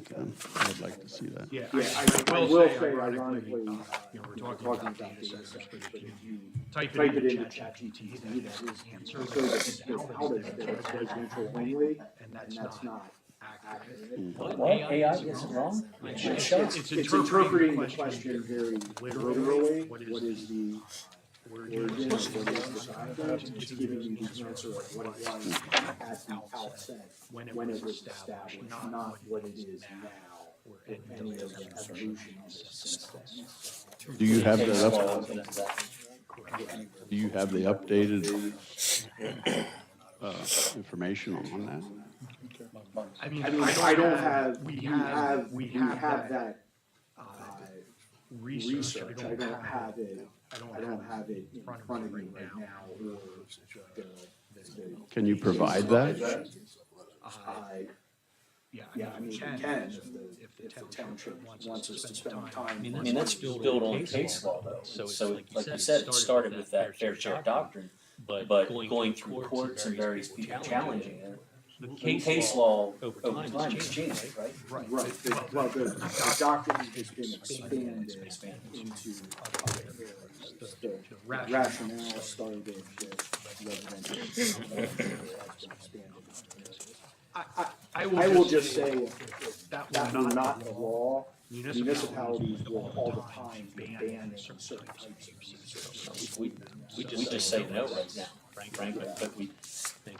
Sorry, Jeff, you know, the bottom line is, we already passed that bridge, but we can't say no. We say no, a developer can come in here and literally find any plot of land that they could get somebody to sell to them and put that data center in there. And we'd be playing well behind where we're at right now. We're in this. Certainly, in any exclusionary zoning or substantive validity challenges in the ordinance, We should. there are a lot of facts at play, and it's complicated. It's not a simple, straightforward analysis. The point being that if you don't do it in a sensible way, you open yourself up to those challenges. And once you went down the road with that challenge, you opened up the risk to that site-specifically live for other developers. The township could, $100,000, $200,000 weighted litigation costs. Are they doing that open? Stop it. I think what we're talking about is doing some sensible planning that doesn't even open the door to this challenges. It's about risk aversion. That's what we're trying to get to. So it makes some attorneys' life very challenging, and they're not going to spend money because the probability of winning their case would be heavy on life. Okay, are there any other questions from anyone? Get to Mike. Mike.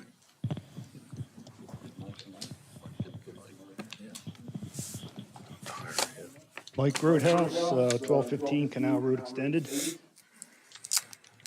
Just a comment here. What would be the harm in including PPNL in that overlay with the Baker property?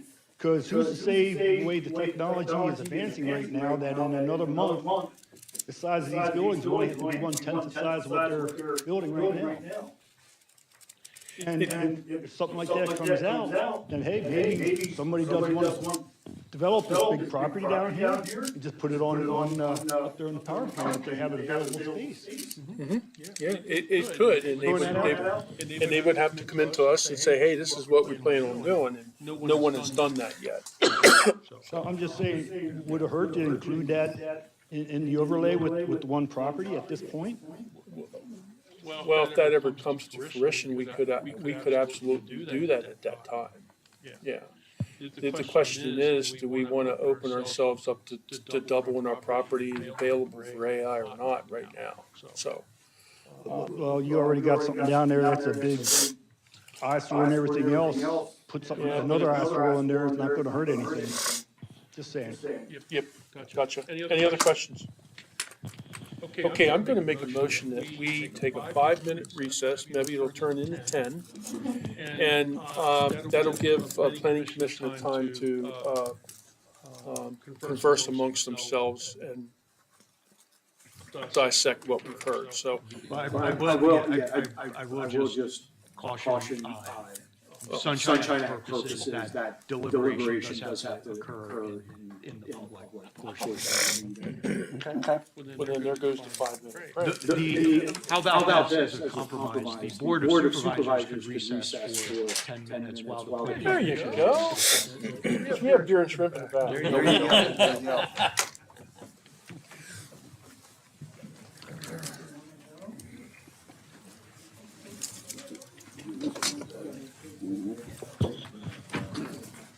Come get us one. Yep. All right, so. We're not really. I'm not gonna get married ever. I'm thinking of the residents that we have. I'm never gonna be the last one. We don't want them data center. My prison. And then we go on. My prison. Area.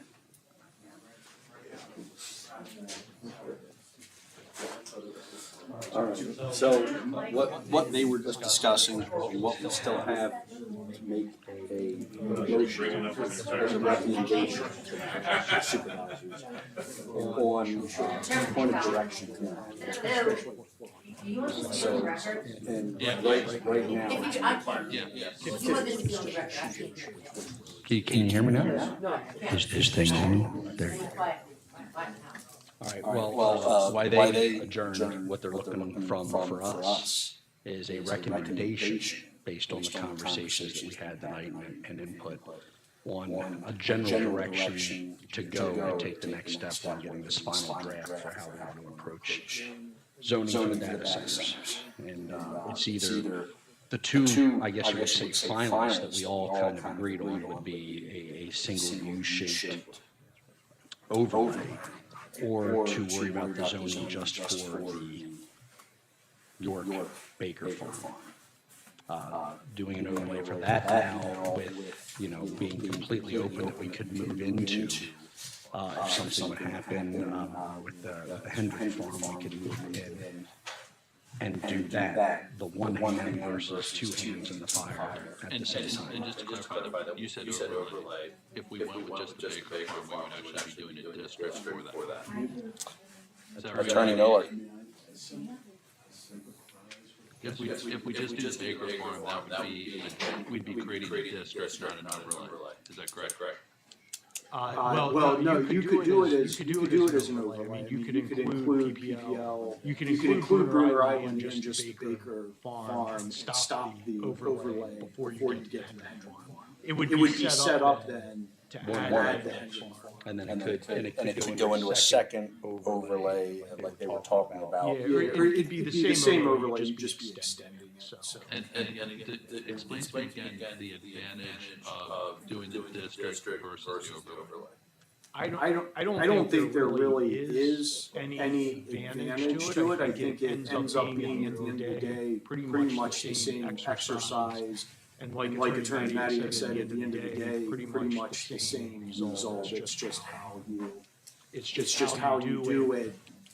Doing the district approach you wouldn't be able to include Bruner Island in that. So again, if you do have facilities that lead into Bruner Island because of tie-in to the power plant or something like that, or say Talon Energy wants to develop wants to buy the parcel and just develop right from the power plant onto that parcel, you wouldn't need a use variance, then it would be allowed on the Bruner Island. So in theory, if they wanted to, I don't know what the size are, but if they wanted to take the soccer field and everything else and just turn that into a data center, if we do an overlay, they'd be able to do that. Yes, if they have facilities that they could redo. Now, I will say, along those lines, the soccer fields are on ash beds as well. In fact, that's why there are no goalposts actually secured into the ground there.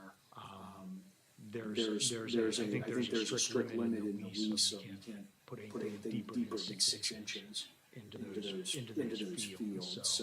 So again, the likelihood, that would take a major, probably a major reconfiguration of Bruner Island, but that could be a possibility. I guess in the future, if they could, depending on technology and what happens with Bruner Island, they could reconfigure multiple things. Andy, one overlay versus two, going back and forth. Which one versus two, would it cost the township more at a later date to do all the ordinances and redoing everything? It should not, because there's I think it's $1,000 filing fee to do a rezoning, so that would probably cover most of the township costs. That subsequent rezoning to just extend the overlay would be fairly simple. It would probably be a 1 to 2 page ordinance, and there would be no notice requirements, still hearing requirements, planning commission review, all those things. But in terms of huge, it would not be anything like this, and there is a filing fee that would go with it.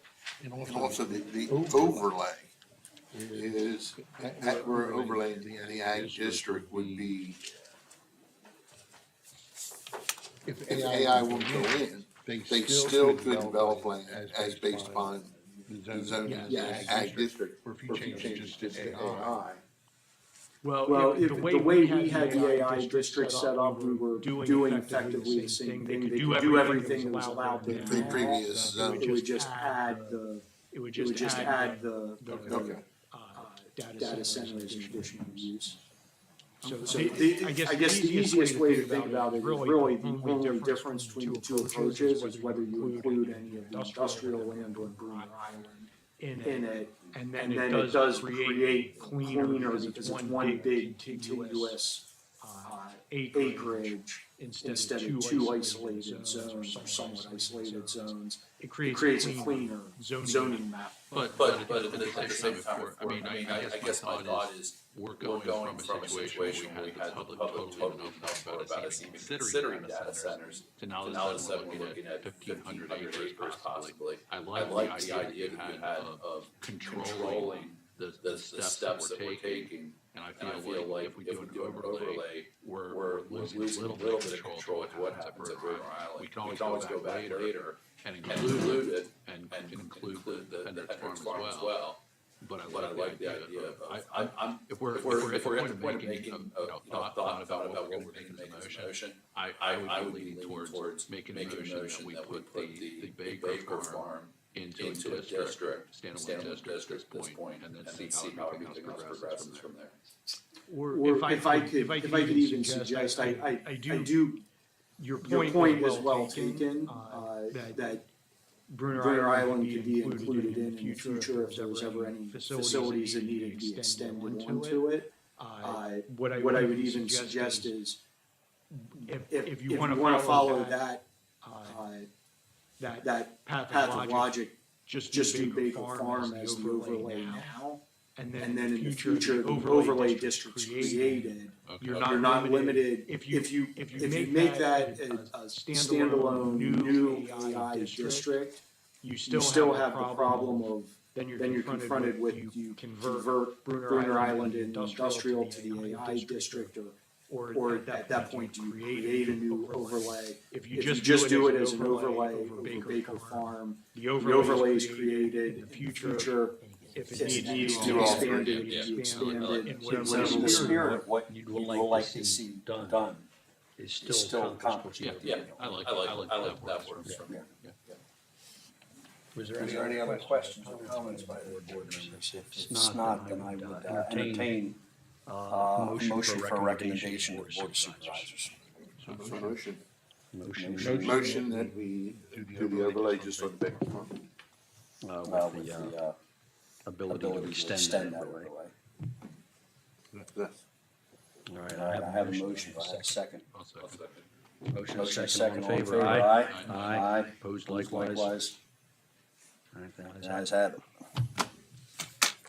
I don't think they got to this. I don't think they did, I'll get back and get them. I can. All right.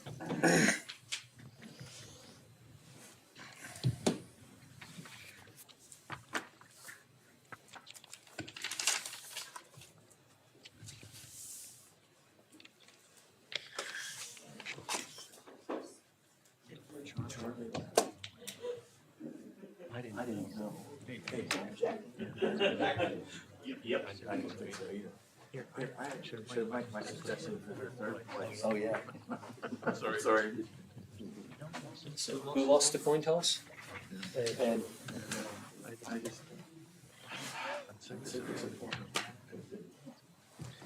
I thought everyone was behind me.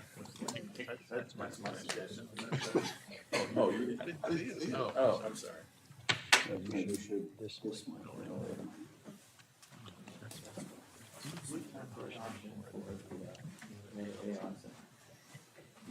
There you go.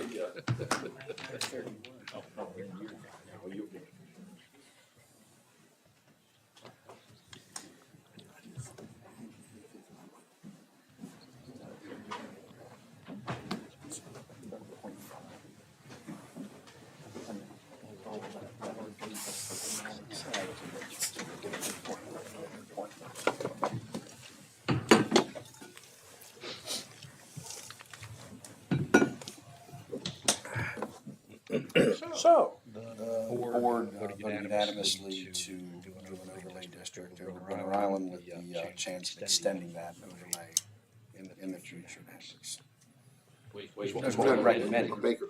Or Baker. Yeah, I'm sorry. Baker. And going to extend. Mike, talk to me. We recommend. You want to read it just to make sure we got it? Recommend the township create an overlay district on the York Baker Farm property, giving the township the ability to extend the overlay in the future. Okay. That was our recommendation. Based on everything we talked about tonight. All right. Questions, concern, go ahead. No, I mean, for me, I think we've discussed it enough. I'd be willing, I will make a motion that we accept what the planning commission's put forward to us to put an overlay over top of the York Baker's Farm property for an AI overlay district. I'll second that. Okay, discussion. How does that, the $1 million question I have is what about the Hendricks Farm? We're going to not address that at this time, and we're going to be open to discussions at a later date if something transpires at that property. Okay. Now the total acreage is just Okay. it'll make it more direct. So that you may tell your brokers that we are open to discussions and we will accommodate if they want to come and talk to us at this point in time. Sorry. Any other discussion on the motion? Call for the vote. All in favor of the motion signify by saying aye. Aye. Okay, motion carries. Gentlemen, that takes us into, we got to go through meticulously every zoning reg for this AI center. And I'm saying we do not do that tonight. Now, if we want to get started and say we want to adjourn at 8 o'clock, what do you guys think? What does supervisors want to do?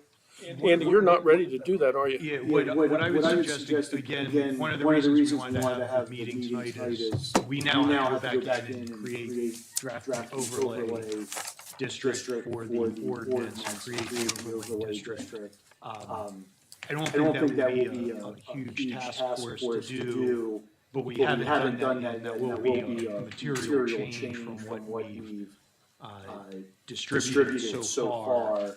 The ordinance hasn't been discussed in public yet. I would prefer, until it's, once it's discussed in public, it becomes a public record.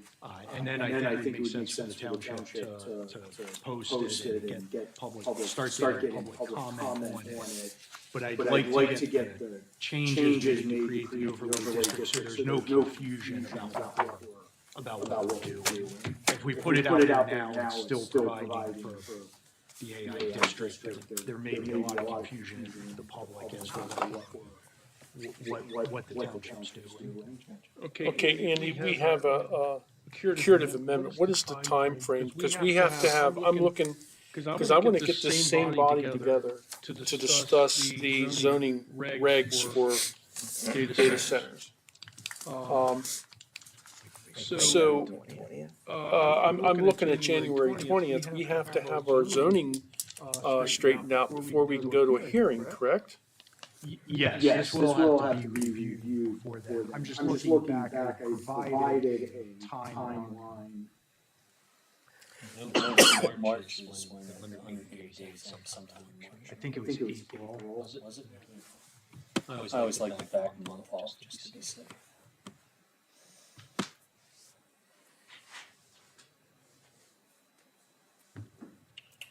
Because we meant.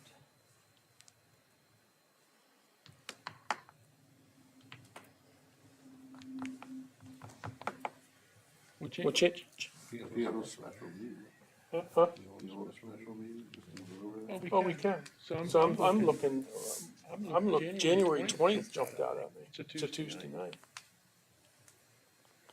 I mean, do you wanna, I'll have Christie get a hold of you, so we'll coordinate a night that everybody can be there? Yeah, because that's the week before our meeting. I'm okay with that, just as a starting point. Yeah. What, January 20th? January 20th? Okay, we'll advertise that as a special meeting here, and we'll convene at a more reasonable hour, like 6 o'clock. As long as they're sub-zero temperatures. Okay, and then I'll instruct the manager to, or Kate, instruct the manager to advertise for January 20th at 6 o'clock for this body to get together to discuss the zoning regs. Well, that's for this group, the combination meeting, right? Yes. So next year. Yeah.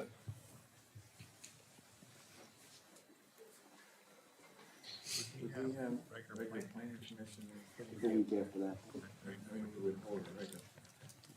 So, two meetings, 2 weeks. If there's something. Yeah.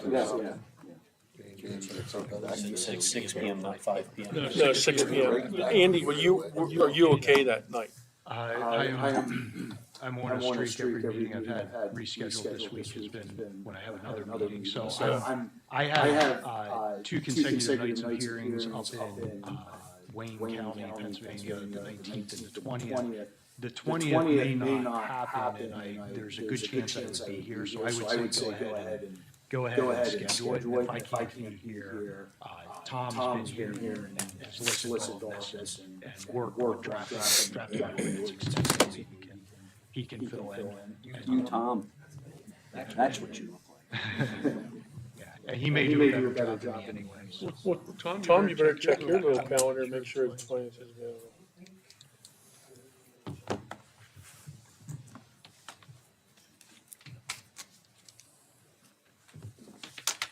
Then has to go to county. Then after they decide, we decide has to go to county. Yeah. Because they have so many days to operate on it. Yeah, we gotta send this to county and to you guys, and you look at it again. Bless it. Yeah, that ain't gonna happen. Okay, any comments, before we adjourn? I wanna make sure that I impress upon everybody out in the audience is that we do not, I repeat, do not have an active plan submitted to the township for a data center. So I just wanted to make that crystal clear. This was designed for us to get ahead of the curve, and I think we're there. It's a long process, but we'll get through it. Many meetings and hearings and stuff, but I want to thank you all for coming and thank the board here for coming and discussing this. And any comments from anyone up front here? Yes. Did you finish your motion? What you first and second went in for discussion. Yeah. I don't know if you called for the vote. Which vote? The vote on the. On the special meeting? The last one, no, the last one about. The overlay. Oh, the overlay. I'm sorry, we voted, didn't we? Yeah. Yeah. Unanimous. Sorry. That's okay. Just checking. It starts to blend. Lehman. Any ending comments or anything? Herb? Kate? Troy? Mike? It's Christmas. You always have one. Promise to? Oh, okay. Well, I don't want to violate that. I'm good. Good? I'm good. Good? The only comment I have is, look at the size of our crowd. And at the next meeting on January 20th, I think we should determine whether we need to have a bigger facility for whatever future. For the hearing? Yeah. Yeah. Because I don't wanna, I mean, we have a good facility here with microphones and everything. Yeah. Well, we're gonna gauge that, Yeah. on the next, attendance. I don't have any other comment. Okay. And I make a motion to adjourn. I'll second. All in favor? Aye. Aye. Sorry.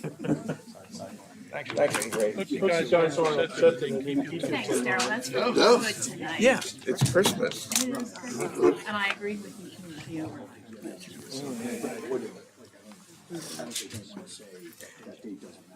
We're still live. You see all them